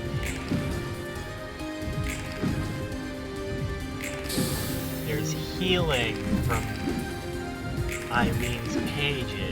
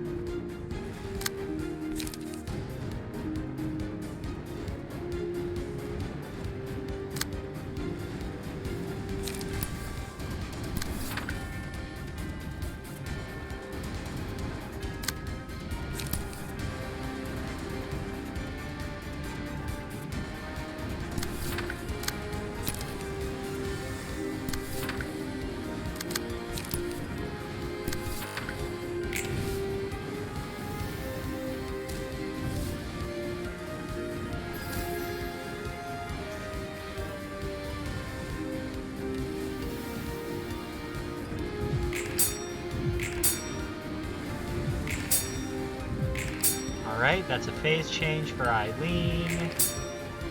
Stagger. So we're not worried about that.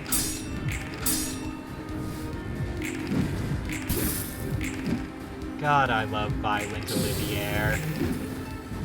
The max number is being very high and the min numbers not being lower than they normally would be is funny and great.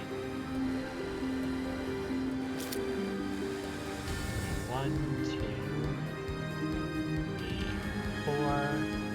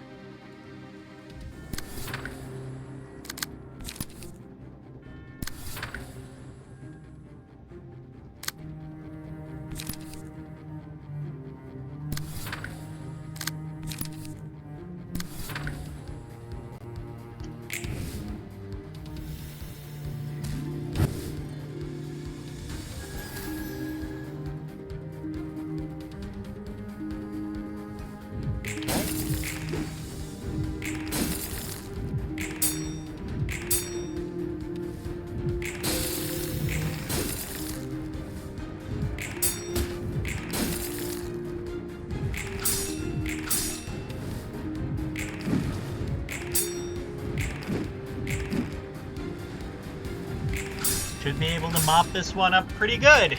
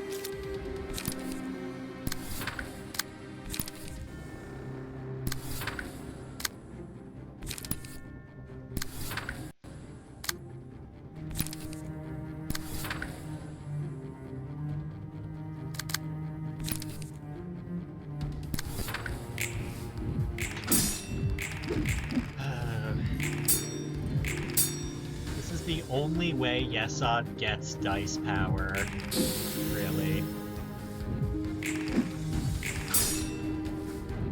This floor sucks so bad for this challenge.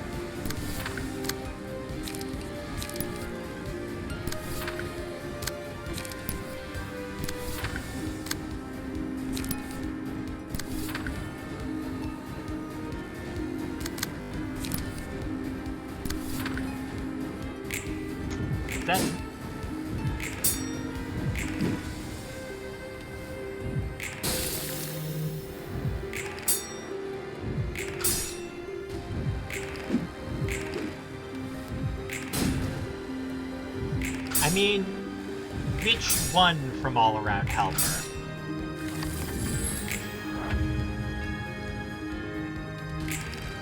Repetitive... whatever the level 1 page is actually pretty good. So is Clean, kind of. Because it gives us dice power for offensive dice, which are our worst clashes usually. But, like, that depends on being faster than the opponent. Which, obviously we are with Myongist, but, you know. You see what that I'm working with.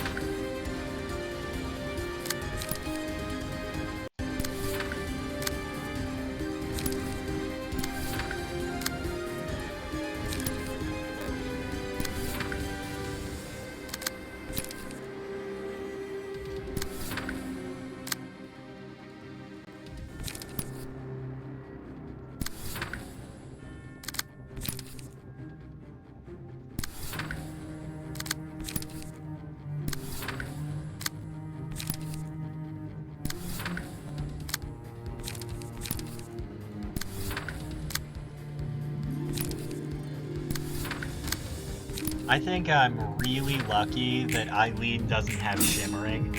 Yeah, violence is... yeah. Violence, and with this very specific Myongist setup that you can only use on one floor and is good on other floors too, so I have to sacrifice potential from other floors to do this one. But like, with Myongist, Yesod is kinda good, but we can do so much better than Yesod.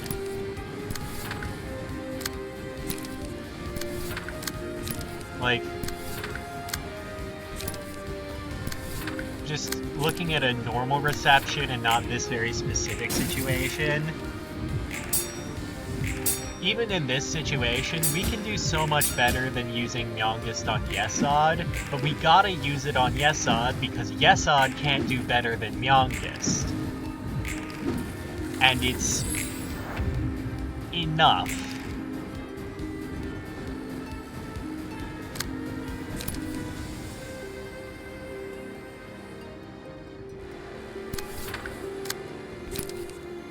It's enough in the way that we really need Yesod to be.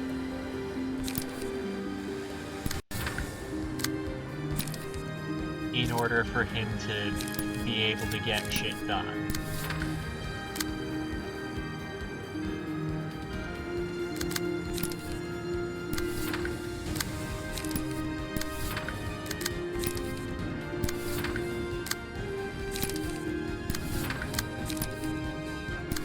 But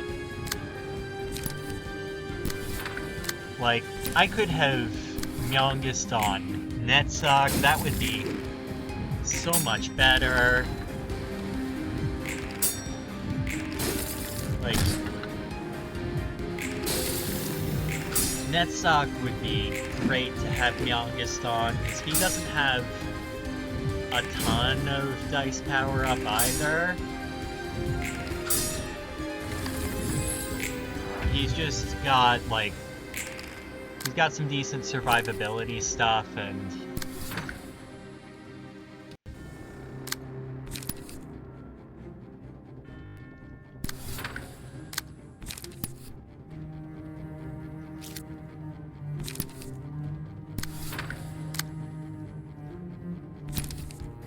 it's not nothing.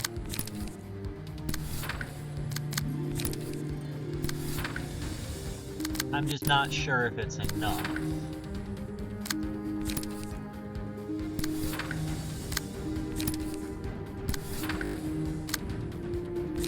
At the end of the day, I'm just trying to see if I can get through the Reverb ensemble without breaking the rules, because I can get here provided just a couple of rule breaks for Happy Teddy, Child of the Galaxy, Fairy Festival, Philip Wedge Office appearance.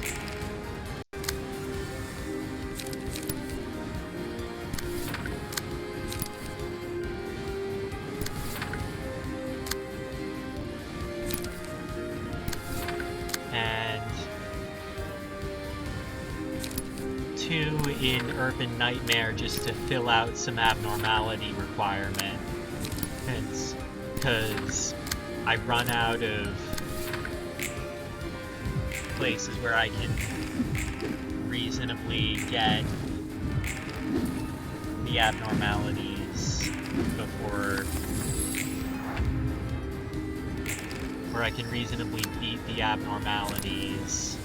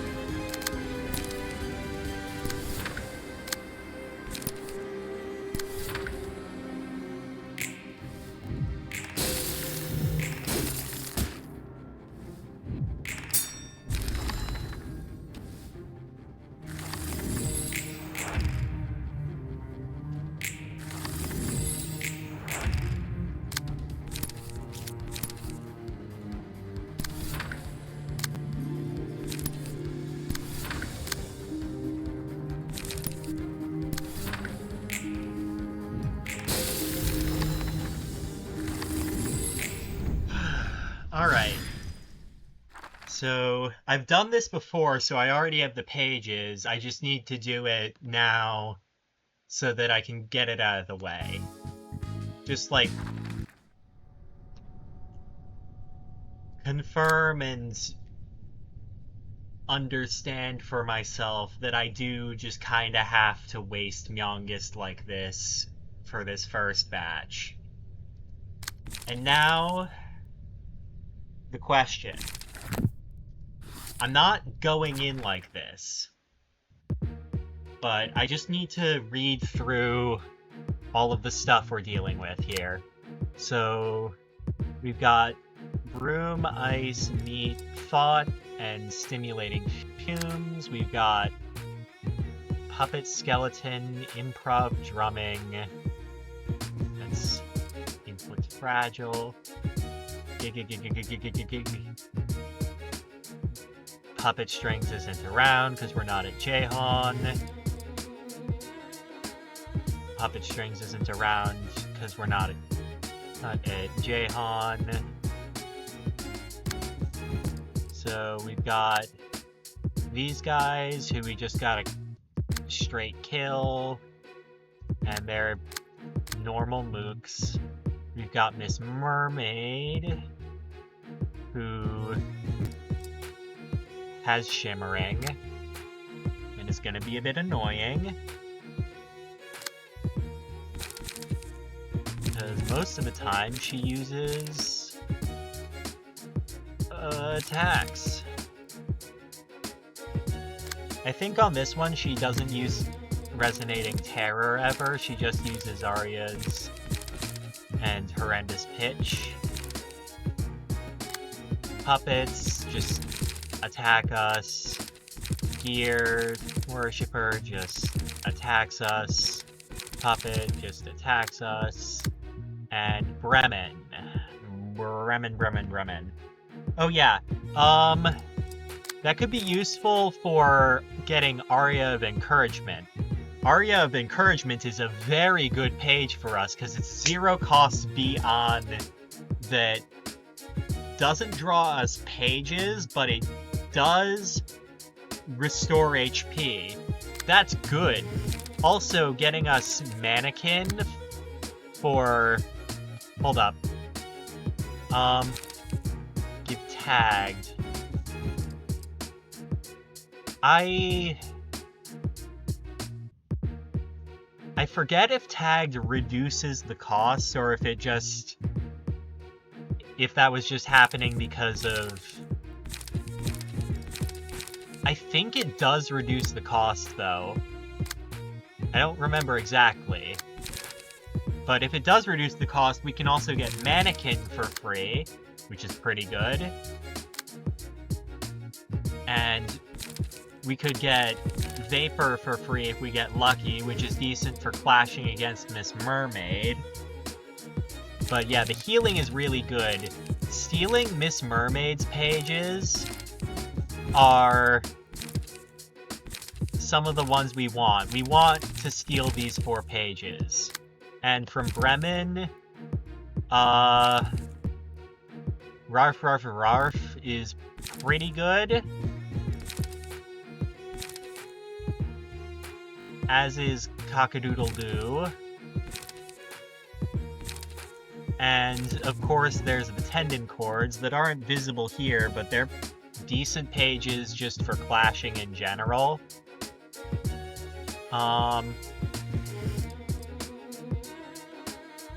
The main thing about this is just, like, the mass attack every couple turns that we're gonna have to deal with because we're gonna stagger 3 times before we can kill.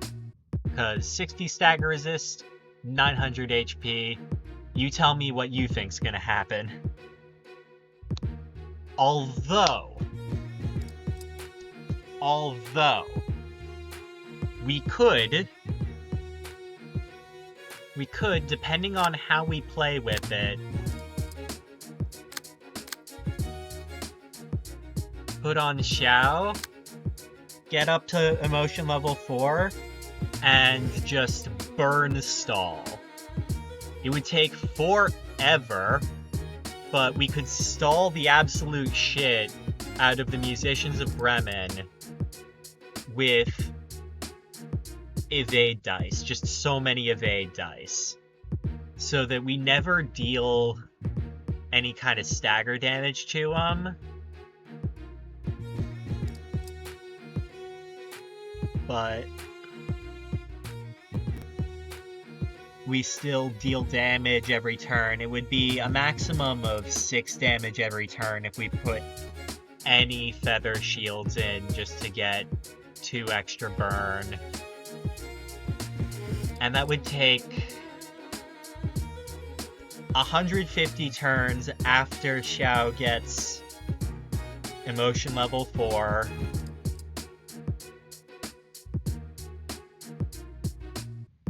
Which could take another, like, 10 turns. 6 to 10 turns, probably. So this would be really long and not something I want to pursue. Especially because I also want to use Xiao on Hod.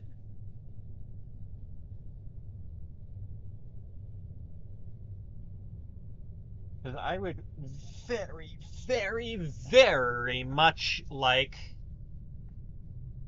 I would very, very, very much like to use Xiao to wear away at Greta's HP and at the resistance that we've got to deal with. So for Netzach, I think I'm doing just extremely direct damage and overpower. So Hod all... The other thing is, like, let's just look at these pages. We've got face, we've got shyness, we've got social distancing or surprise gift. I'm probably going to run surprise gift. We've got friend, and we've got gooey waste too for 8 status per turn to wear away at the stuff really quickly. We've got surprise gift for bonus damage and stuff. I don't think we need Xiao 2 burn per turn.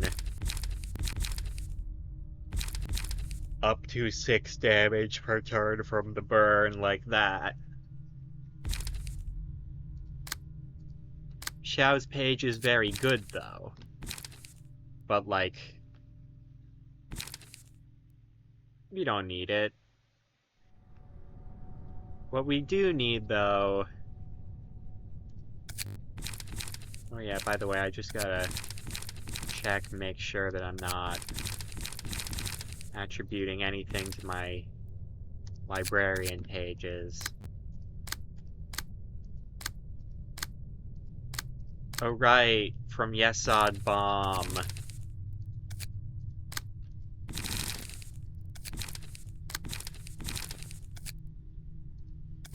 So, here's the thing. If I put Eugen's key page on someone here, I can deal 60 damage to every enemy. That's enough to basically take the puppets out and nearly get rid of the Gear Worshipper too, which leaves just Miss Mermaid and Bremen. However, I would also be wasting dice power +1. But like, I'm kind of fine with that.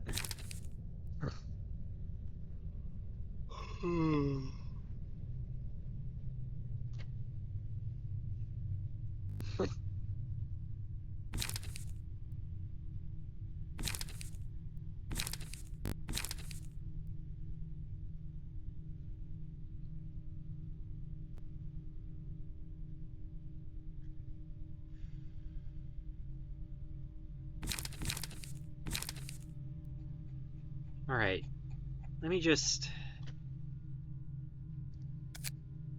On Xiao, or not Xiao, Kizuna, I could do that for the dice power up. Oh, that's actually kind of a solution. Although, that does start me off with reduced HP, and I don't like that because I get a lot of value out of having HP.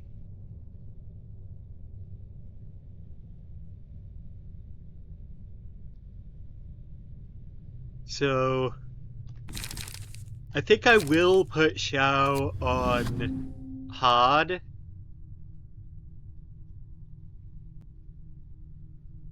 And I'm gonna...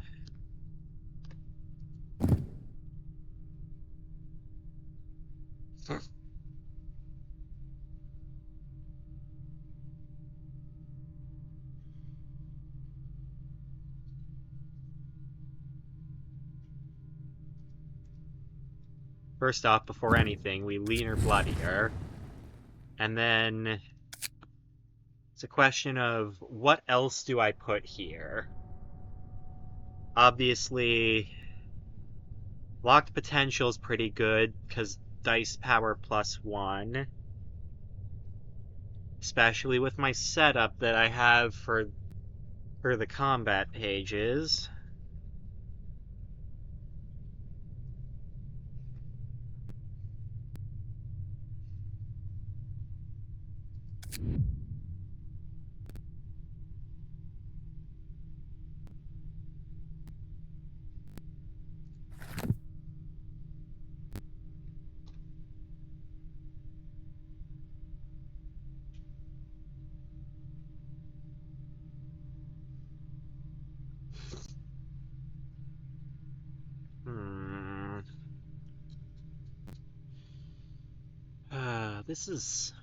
This is tough.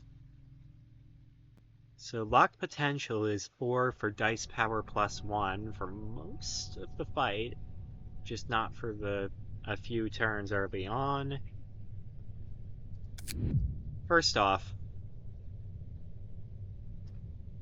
I gotta figure out what is my attacking page. Do I run V on or do I run Feather Shield?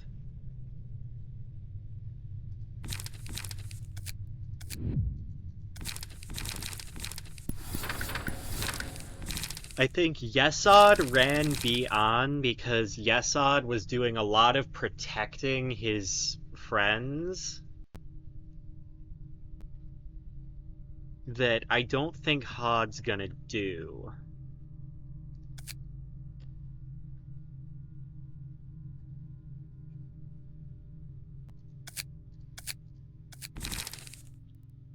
That's on hit, on hit. On hit, on hit. On hit, on hit. On hit, on hit, on hit, on hit. On hit. I'm looking for successful / attack.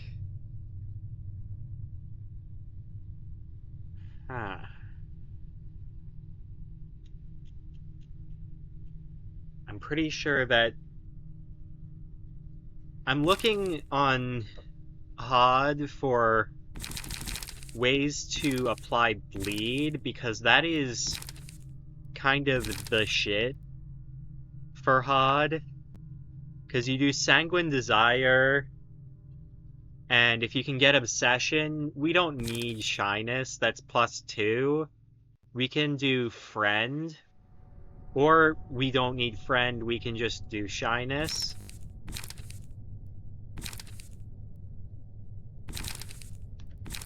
But whatever you do, Dirty Blow is the only Clash Wind bleed that I know of.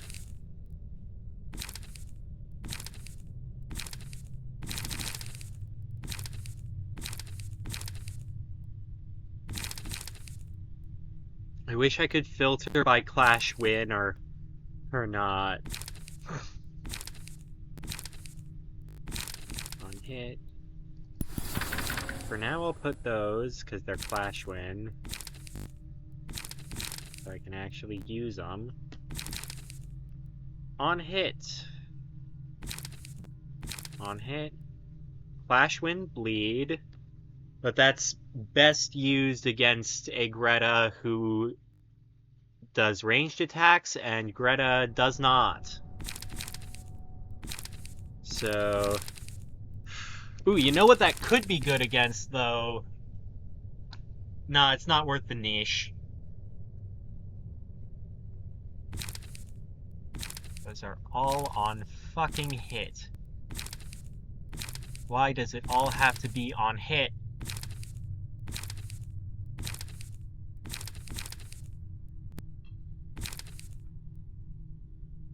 Please, God, just give me on Clash win.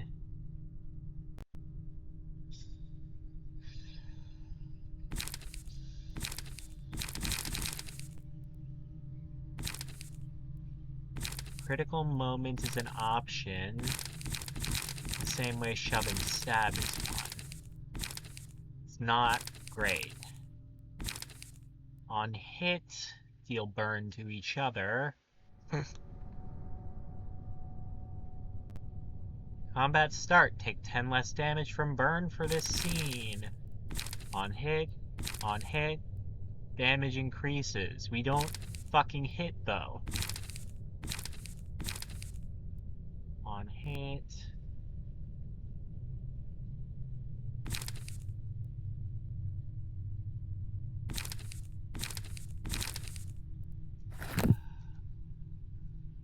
I think Feather Shield might be our best. In which case...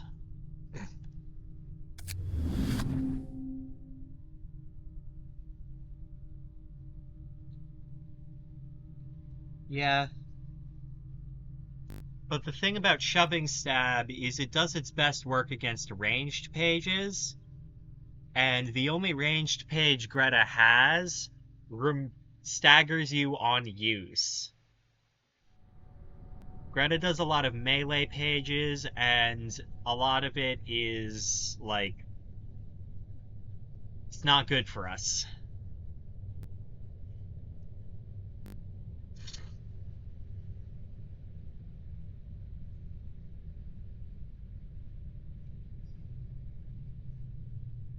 So, I think the reason I'm trying to get after bleed on Greta is because Greta does do quite a bit of offensive dice. And so if you can build up a decent amount of bleed on her and then use Sanguine Desire, she will melt herself.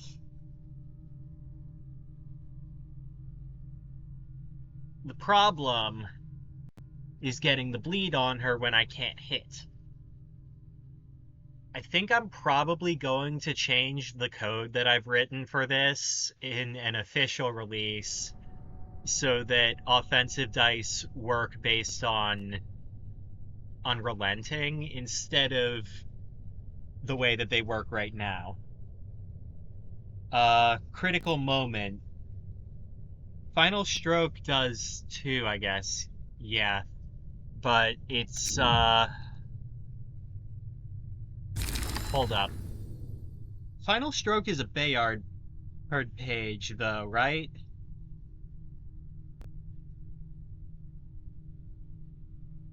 Final Stroke is the Bayard page, isn't it? Or... am I thinking of, no, wait, that's Now Die.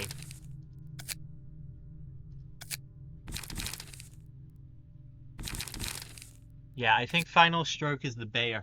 Mireille Life Insurance. Huh.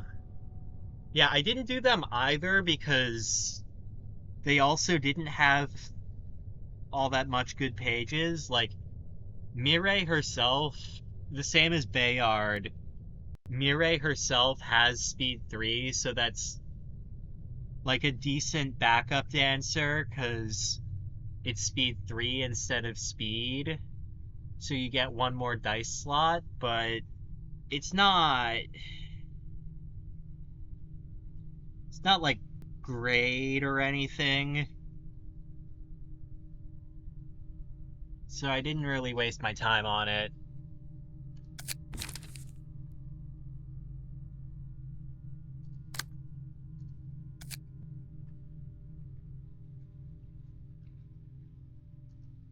I'm trying to think. If I put Xiao on there, who is my attacker for the musician for Bremen? Who is my offensive against Bremen? It's not Lowell. I don't think it's anyone from Urban Nightmare.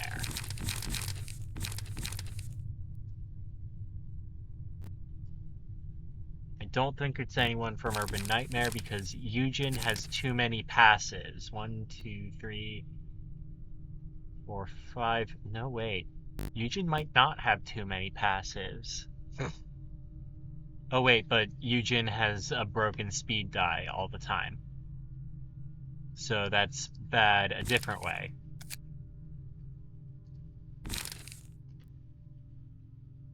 Ooh. Yeah. Discard also is kind of a problem. Funny thing about discard, by the way, shuffle hands and relay from Jong's office for the longest time was my only good, like, way to do card draw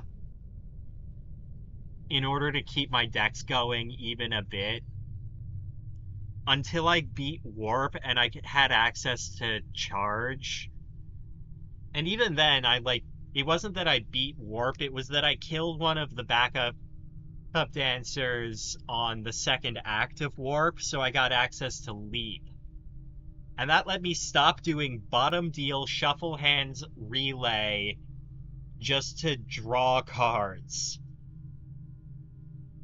Instead, I was doing energy cycle Leap, which fits into decks a little bit better because it means that we don't have to use Jong's Office Fixers in order to draw cards, which is very good because there's only 4 key pages with bottom deal, and one of them's Hanafuda.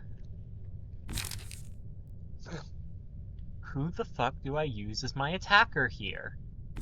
Yai is no good. Alan is no good.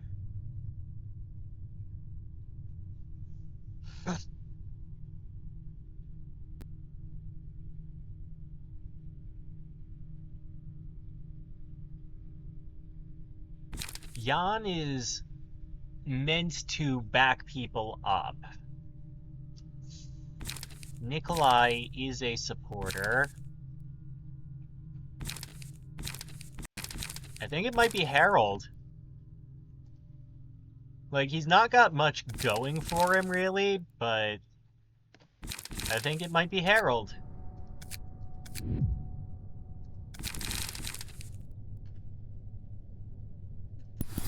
And I think the way things are set up, I'm going to be running Feather Shield.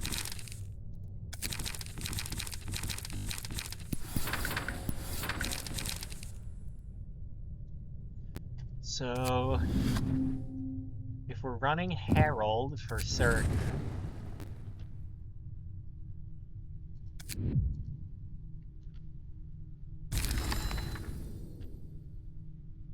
I think who else are we running is... Eileen has too many passives. Eileen's got too many passives to be really effective here. Philip is the same problem, same boat here. Too many passives. I definitely want Mirine on Netsock because Netsock is struggling a bit for dice power. And I think I want to put Nikolai too, but I want to put Jan on Hod.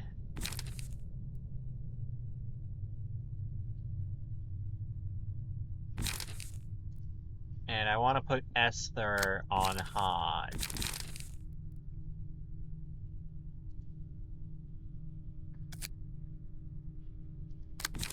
So with that settled, who else do I put on Netsuck? Then we're not doing Yai. We're not doing the Ujat. The Ujat are meant to die.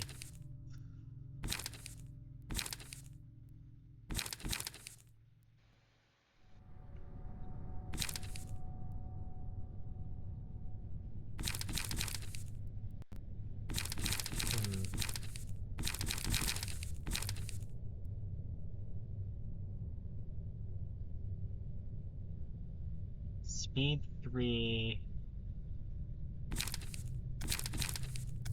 Hey, range doesn't take up a passive slot, does it? Good.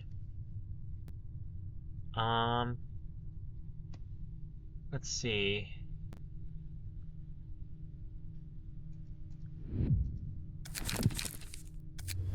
So threefold tenacity is just a bit better fervor.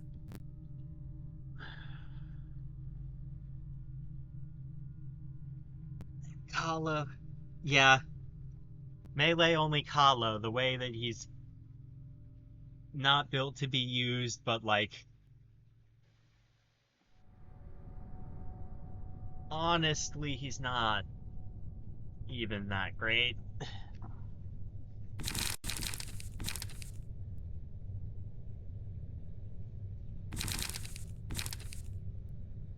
Like, fundamentally, everyone in the thumb except for Boris is just a modification of the Soldatos. Dennis draws more ammunition. Catriel gets a slightly better her first die of offensive of ranged pages. Kahlo gets better offensive dice in general. But they're all just soldatos for the most part. Their playstyle is, except for Boris, a soldato.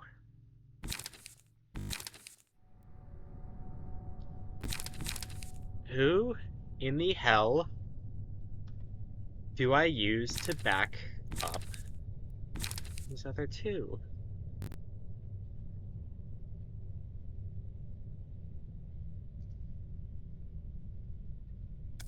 I think before anything else, I'm definitely putting locked potential on Xiao and Harold.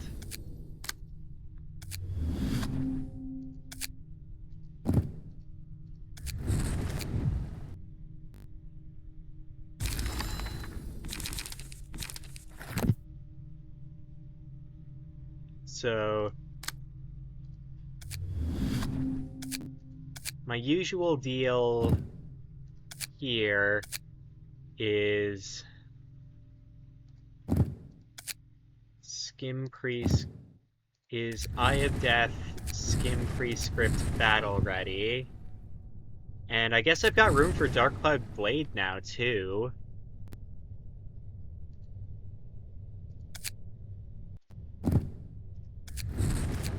Which is nice, because that's a bit of... Yeah, I want locked potential on my main attackers for the dice power up, especially for Netzach. Because I don't have Myungus to put on my main attacker, because I have to use it on Yesod in order to get him to fucking get by.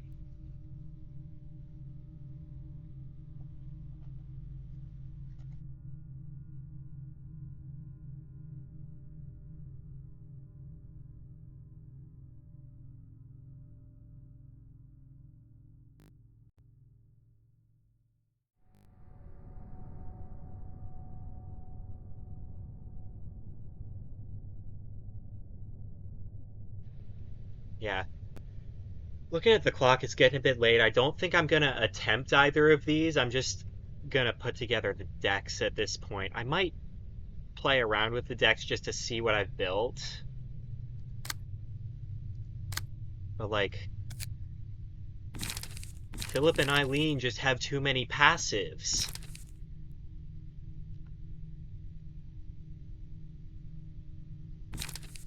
I just can't put them to use.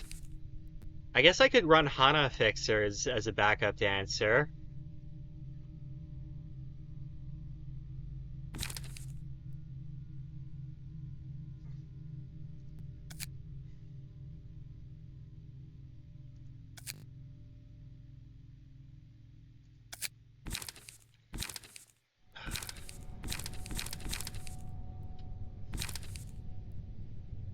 I know I'm definitely gonna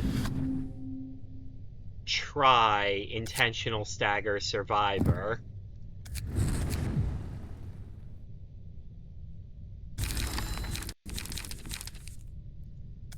Yeah.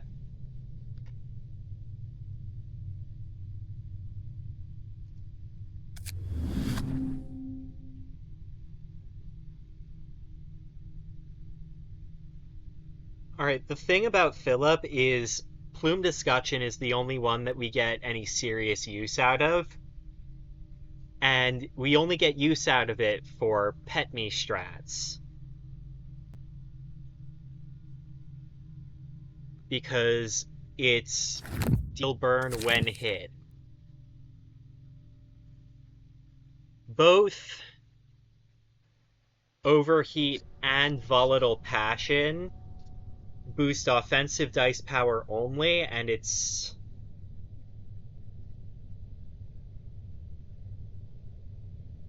yeah. What I get out of Locked Potential is offensive and defensive dice power. That is big value to me. I'm running Intentional Stagger Survivor here, so if we cut that in half, that's 26, because we lose 25. Alright.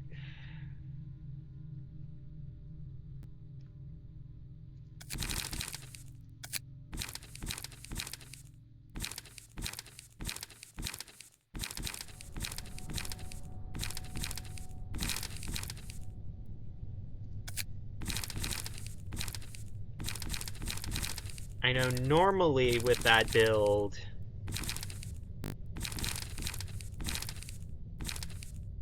you're loading up on energy strikes, and if you're running a reindeer, yeah, I'm looking to use Elation for half stagger, and I'm gonna run Intentional Stagger Survivor, because that can get me up to 5 dice power up, which is pretty good for Netsuck.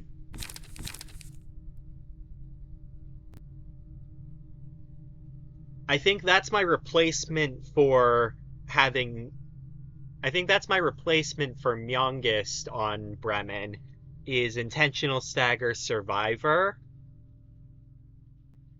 The problem is, Energy Strike is the page that I would have to use for the Intentional Stagger, or else I need to find ways to heal myself. And HP recovery, Chi 1 does it. We could do track, we could do fleet footsteps.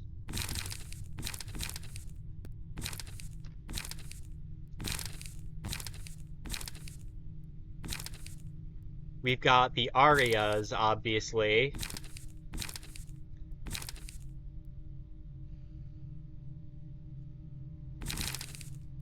And on Yesod, or not Yesod, on Netsuck, we could do Pebble. But that does affect our... that does kind of cause us problems, because it doesn't just affect what pages we play, but how many, because we can only play 3 pages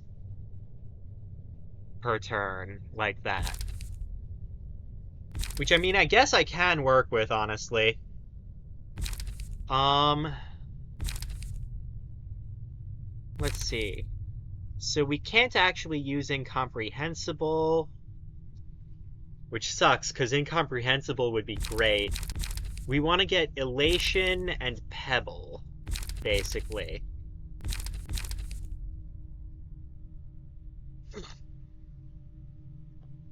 We want to put Elation and Pebble both on Netsuck. And then...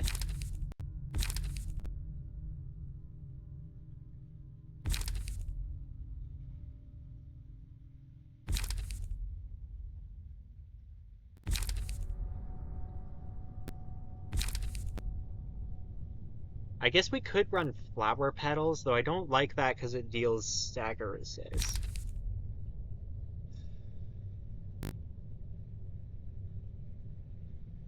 We can't hit enemies, so we can't get thrill out. Aroma's nice. We can't make use of untargetable netsock.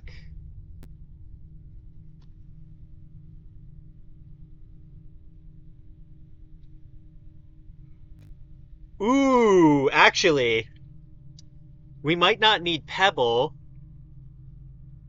if we can get netsock ever repeating performance at a really high HP.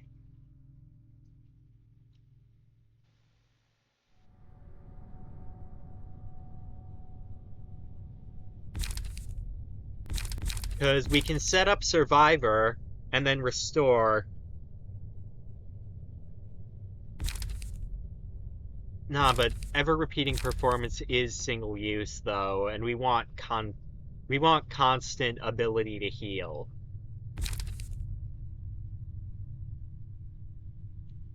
I think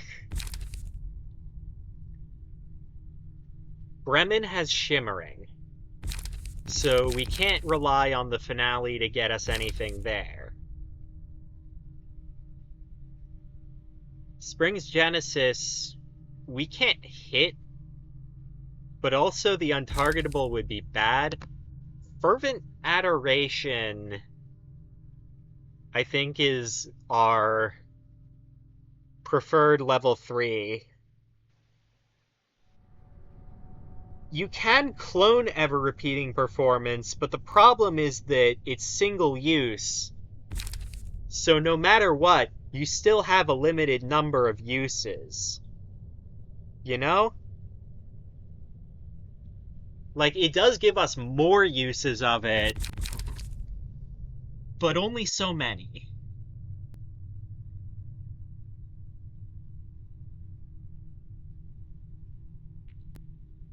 And I'm looking at it as a form of healing. So I think it's Elation, Pebble, Teardrop, and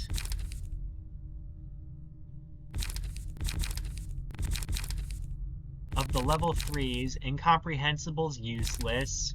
Token of Friendship's kind of good, it's healing. For free. Flower Petals and Autumn's Passing are both eh.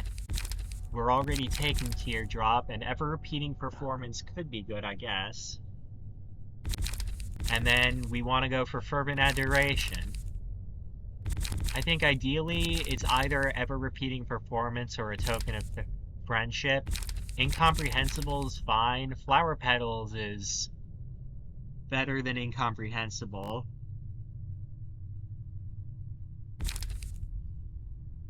At the start of the next scene, users HP and stagger resist. Everyone else on the team will have stagger recovery because everyone else on the team is going to be using combat preparation. Oh, right. Right, it does end the scene, doesn't it? I forgot about that.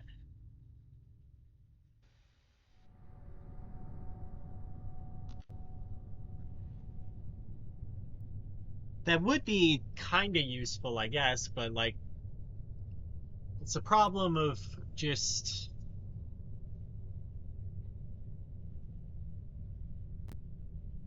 I need a strategy that can last me for a long time.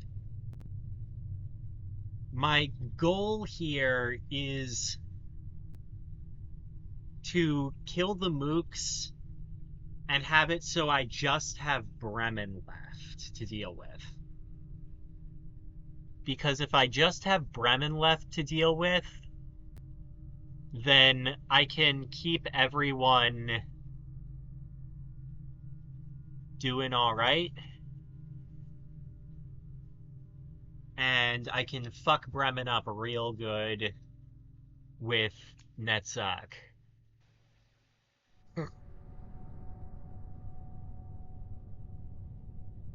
I can use Pebble for the HP recovery. I can intentionally stagger and protect Netzach on stagger turns if I need to.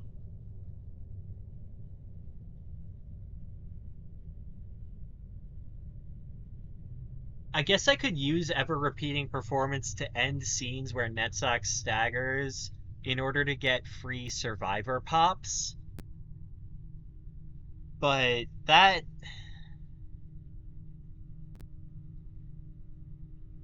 doesn't feel worth it compared to just like building for more combat preps instead.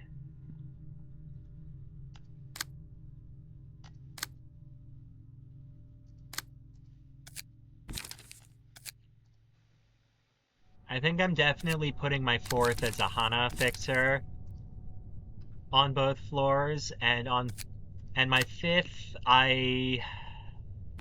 Philip and Eileen have too many passives to use their pages. I could run Maxim. He's got Rhino procedure, so he'd be useful as he loses HP. And the recovery could make him good for tanking.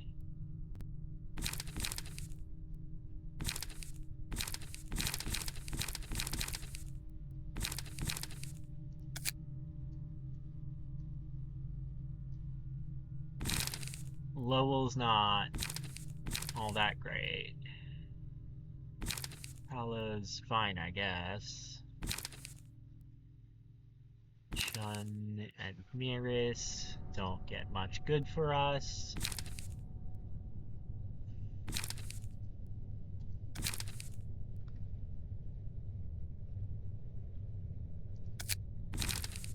I think I'm a Hana fixer here, and I'm Maxim here.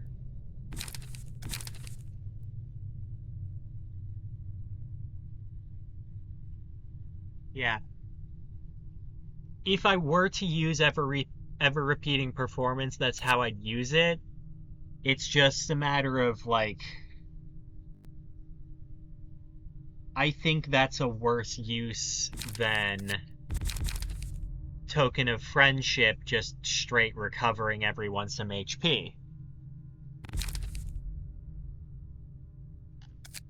So now I've got my key pages. I need to figure out, I'm doing Survivor and Locked Potential. What else am I going to be hitting people with here? It's not just liquefied flesh, is it? Endurance and power. No, just endurance. I'm not doing madness. Immediate repairs would be counter to my desires here.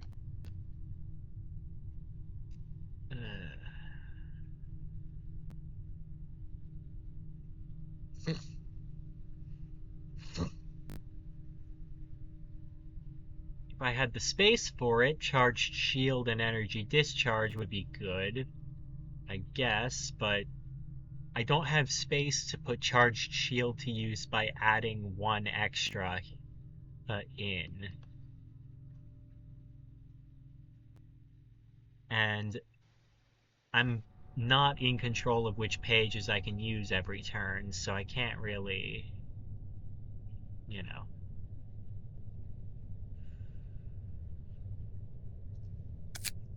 Power up. When using a combat page with an effect involving smoke, all dice power up. Lock potential.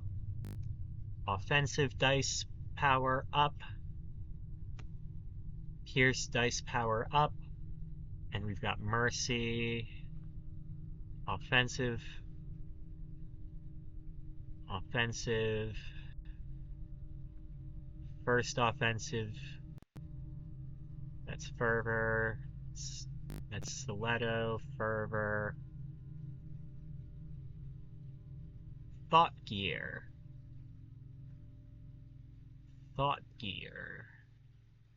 I'm not using evade dice. Singular Strike, Unrelenting, Razor Strike, Minimum Offense, Swordplay Homeland. Not doing that. Not doing that. Not doing that. Not doing that. Not doing that.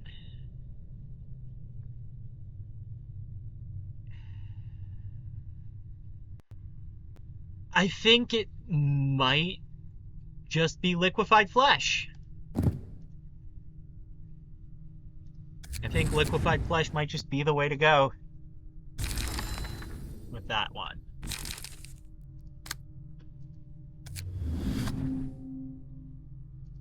And as for everyone else,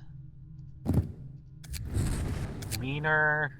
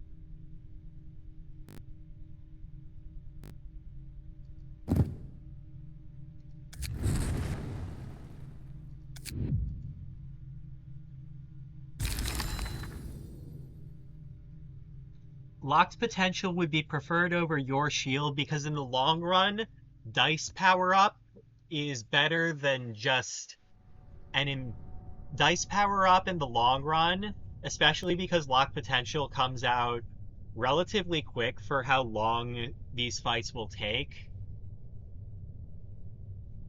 In the long run, I get more out of offensive dice also getting +1 than I do out of immediately getting defensive dice +1.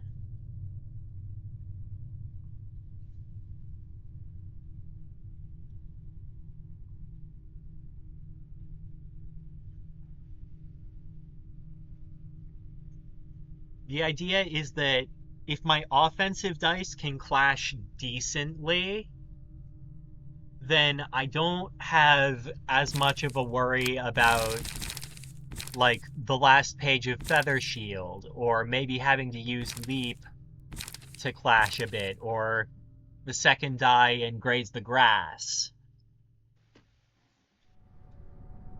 It makes it so that those dice can clash a bit better when they might need to. And over the course of the entire reception, that can pay dividends on the startup time.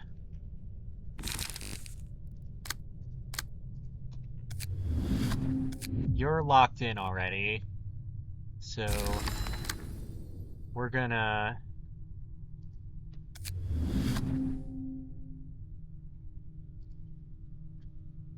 probably leave Threefold Tenacity for someone else and put Fervor on.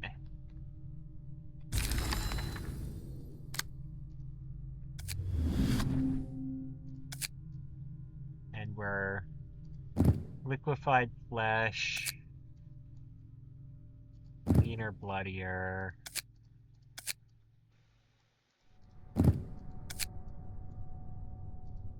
Fervor, and Hawk's Eye.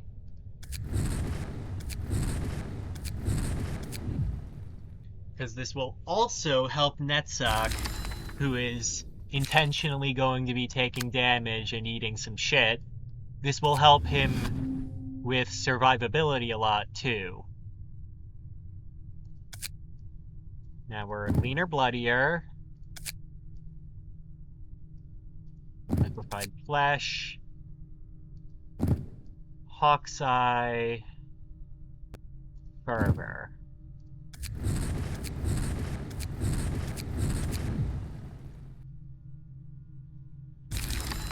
And with 4 trigrams, we can get some page draw and stuff that we want like that.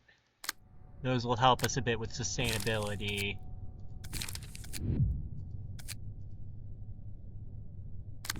Fucking use them. And for Nikolai, we're going to swap one combat preparation out for concentration, so that we can get that dice power up from the commander right the fuck away. Because that is essentially what the commander gives everyone. Combine one endurance with one strength, and you have one dice power up. Alright. Everyone on NetSock is set, I think. So now it's just a question of what are we doing with HOD? The backup dancers are definitely running this shit. Like, I do not think we're going to be doing some kind of secondary attacker bullshit here.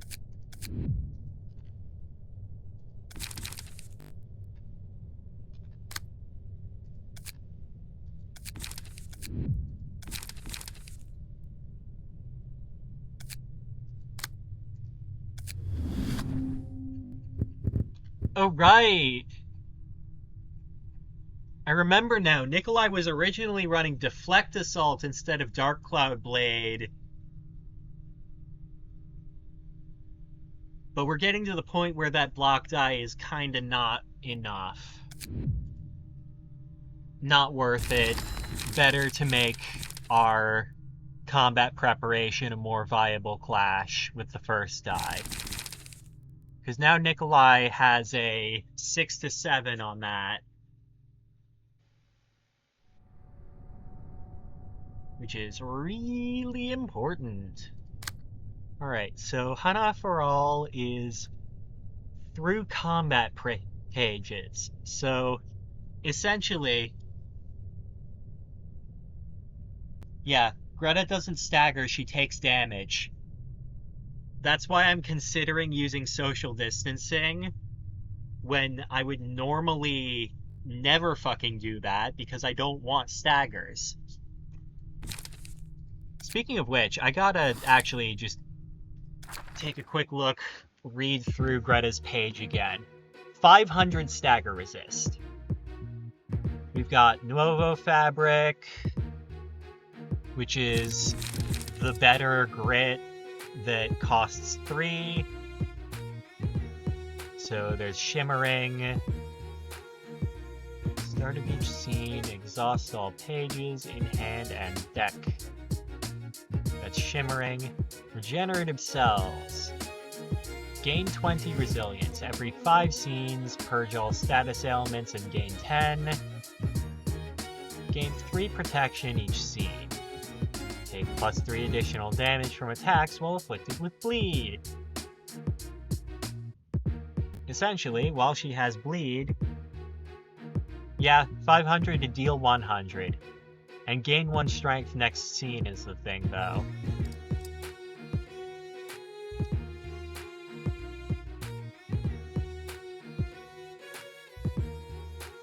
So, here's the thing. Every 5 scenes is also how long it takes for Greta to zero in and kill a... Yeah, obviously if I combat prep enough, I'm just noting that. So every 5 scenes is how long it takes Greta to go to zero in and kill a fresh meat. And once she's out of fresh meat, she starts taking my librarians.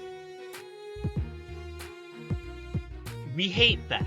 We do not like that. That's bad, because we can't attack the fresh meat to free the librarians.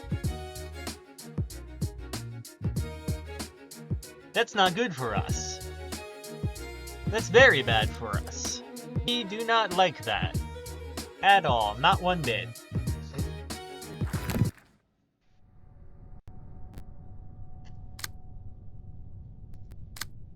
So I think if we've got Netzach figured out. We move on to Hod. We could Volatile Passion for offensive dice +1. Even mass attacks don't. Oh! Oh! Oh! Hold up. Does Hod have a mass summation? Letitia. No, wait, that's individual. Unless.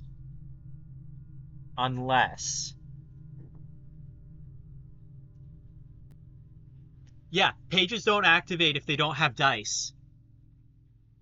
I think if we use Letitia...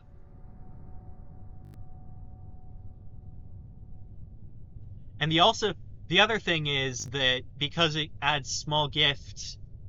No, wait, that's on hit. It won't actually add small gift. But if we have Letitia, Black Swan's too expensive. I think if we have Letitia, we can avoid letting our librarians become meat. I'm not sure how long... I'm not sure if she'll... Yeah, she does. So it wouldn't do anything either way, but like... You know... If it did do something, that'd be cool.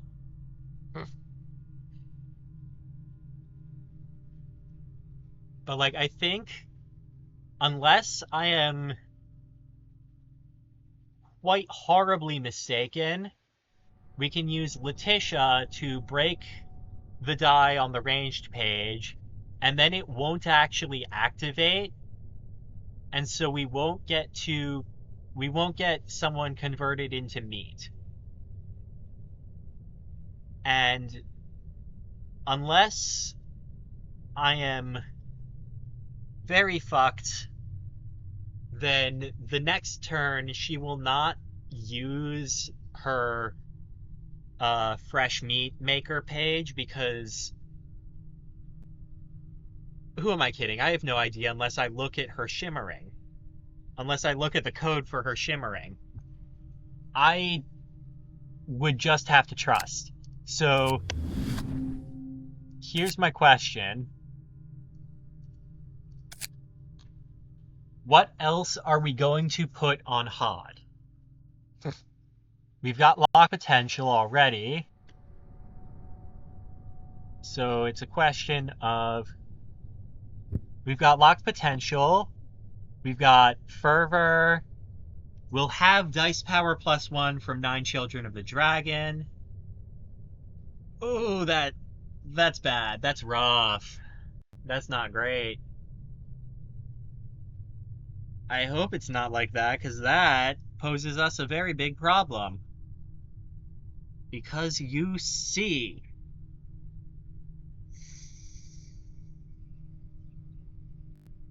Greta has way too much HP for us to chew through. And our damage output only gets slower the less librarians we have.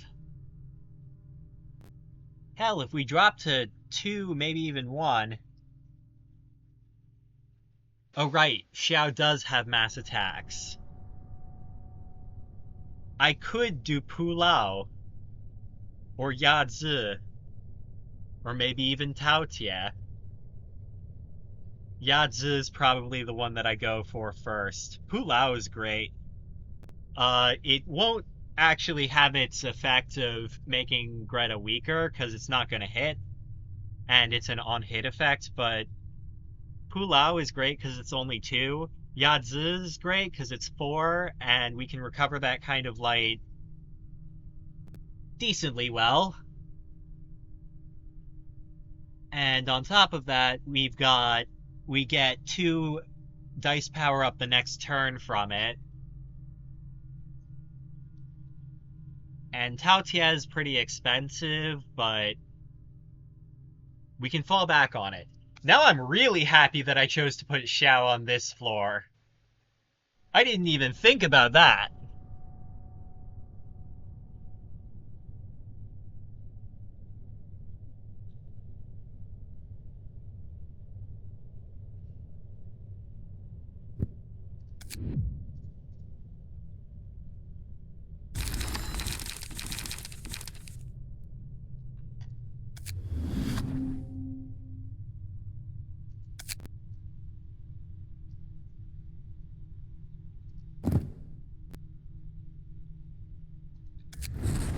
or liquefied flesh here.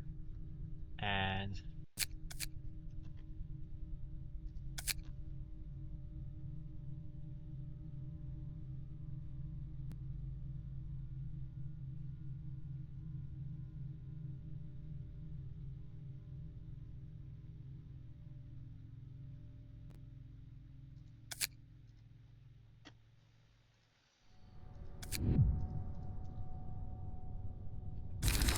we've got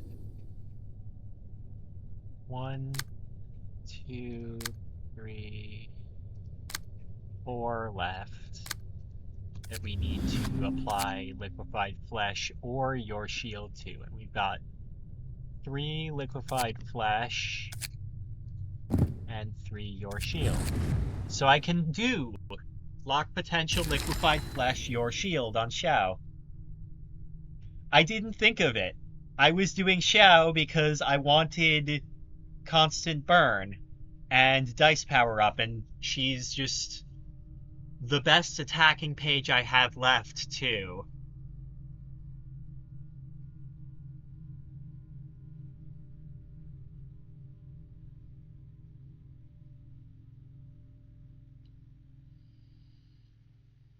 Ooh, but should I do Stigma Workshop weaponry? If my attacking page is Feather Shield, I think I should do Stigma Workshop weaponry.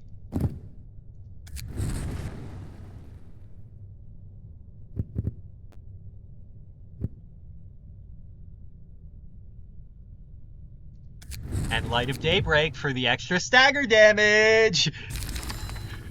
It will not matter all that much, but it is slightly faster staggering, which is slightly faster 100 damage on Greta!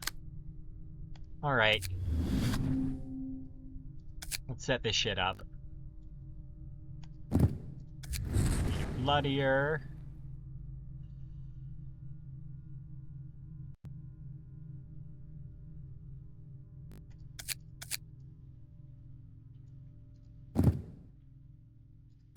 Liquefied flesh.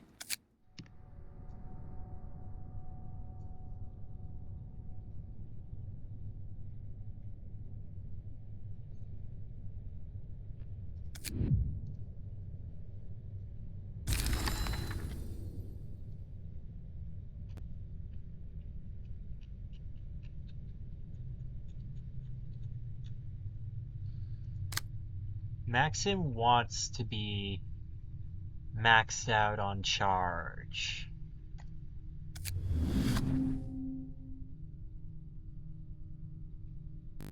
But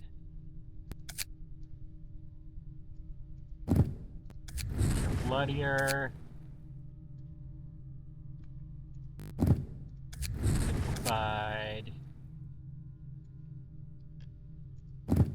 Marmima.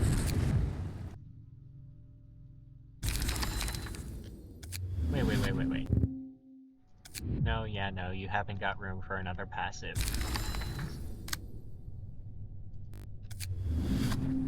I think Jan is also got the space for Marmima. But Scutcheon, Puffy Broom.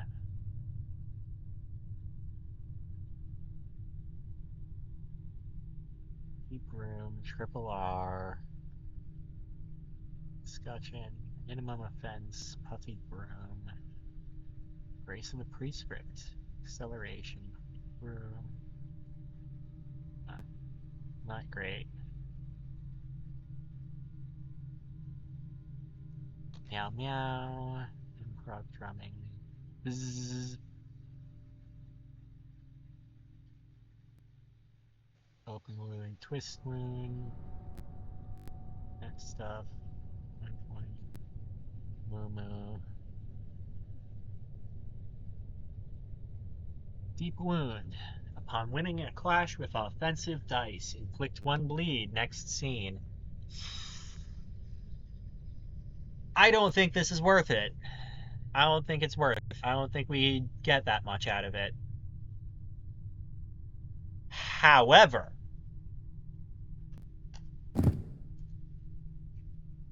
I do think we get worth out of this. That 1 to 2 damage, it does hit. It does happen. So I think here we are liquefied flesh, your shield,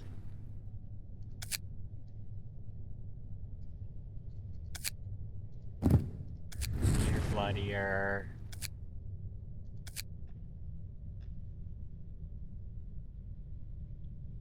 instant cooking.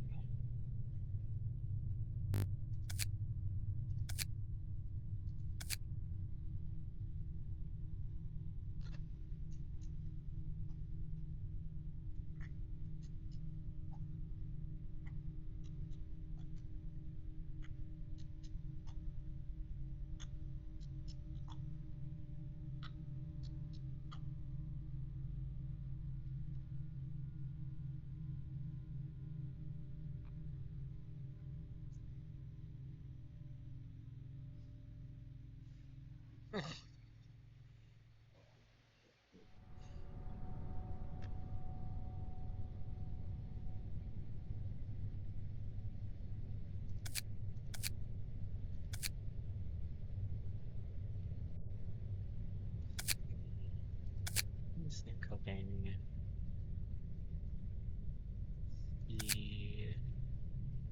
Speed. Dark Cloud Blade. Speed. Here's the weird thing though. Razor Strike doesn't activate on give damage or anything the way that Pisme does.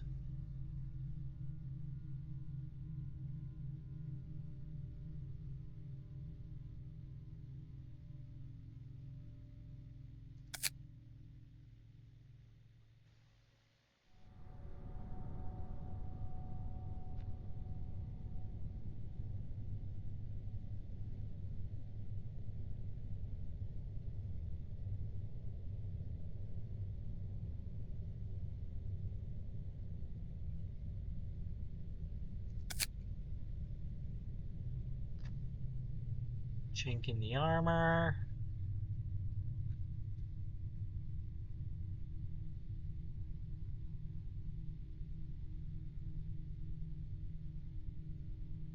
Threefold tenacity. Fervor.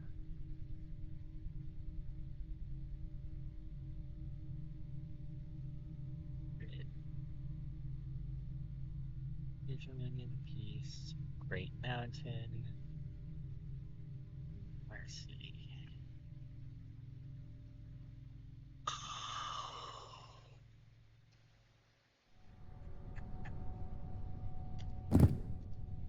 I think bucket threefold tenacity.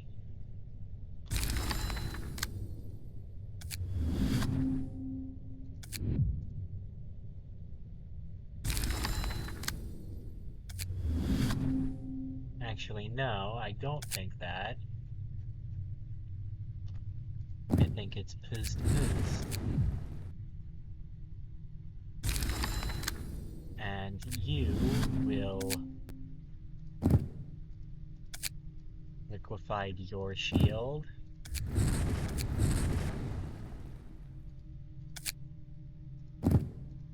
Your blood here. And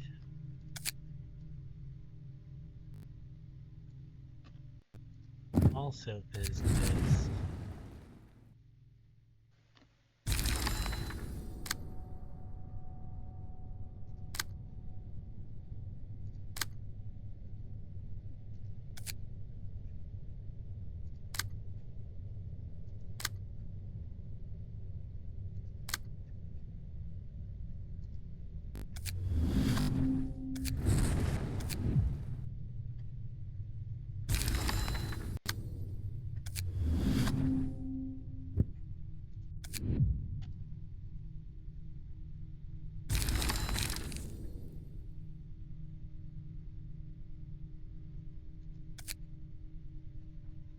Alright.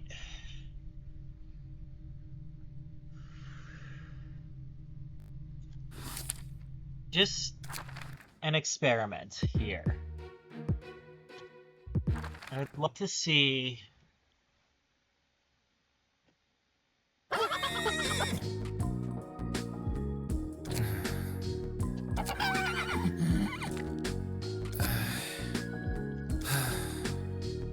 말이라도 통한다면 당신들이라고 해야 하나?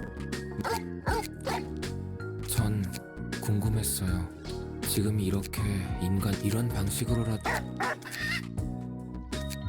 Love the animal noises. Alright.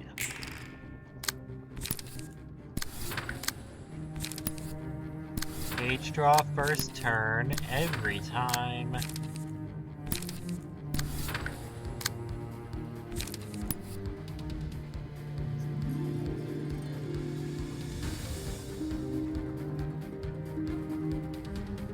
Give tagged next scene.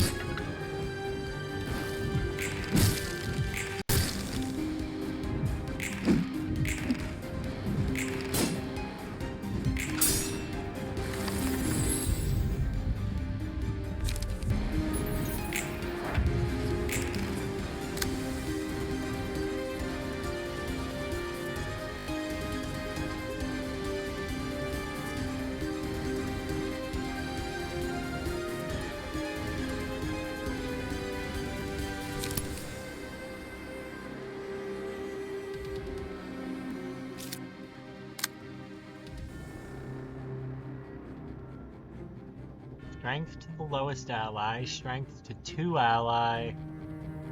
Is offensive dice. Leave 2 strength targeted. Inflict 2 feeble.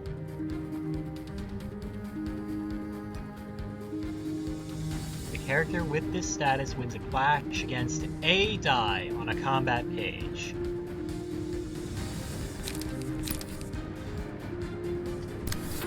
Damn, that could be killer.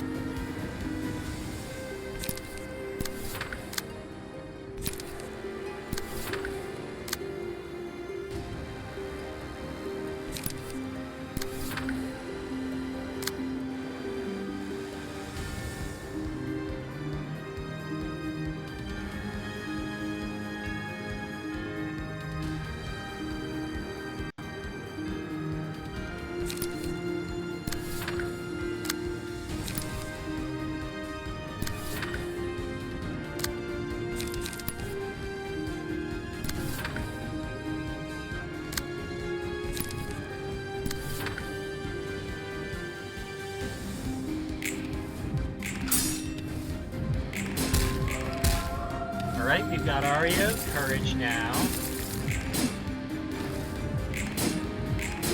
We've got Rarf Rarf Rarf as well.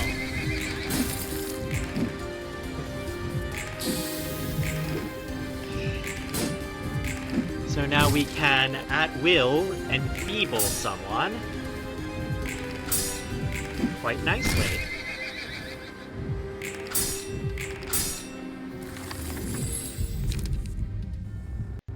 And we didn't get elation.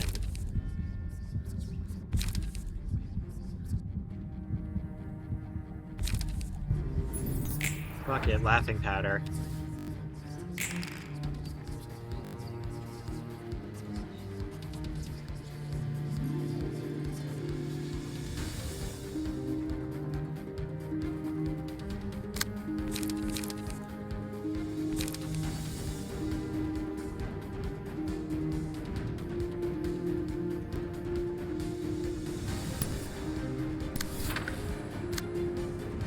Damn, you know what's funny though? You can get ranged pages onto melee only key pages using tagged. Yeah, you do need to get negative coins for. I thought I could get it because of the negative coins I got before, but you gotta get like serious flash loos, I guess.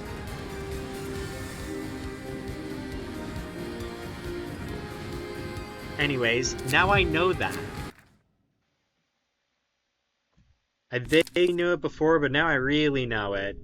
And it's coming up time. This has been really fun. Fun talking to you, fun playing through stuff, fun beating Philip especially. Fun figuring out my strats for the next two. Didn't get a whole lot done in terms of game progress, but like, I think I got a lot done just in general with this one.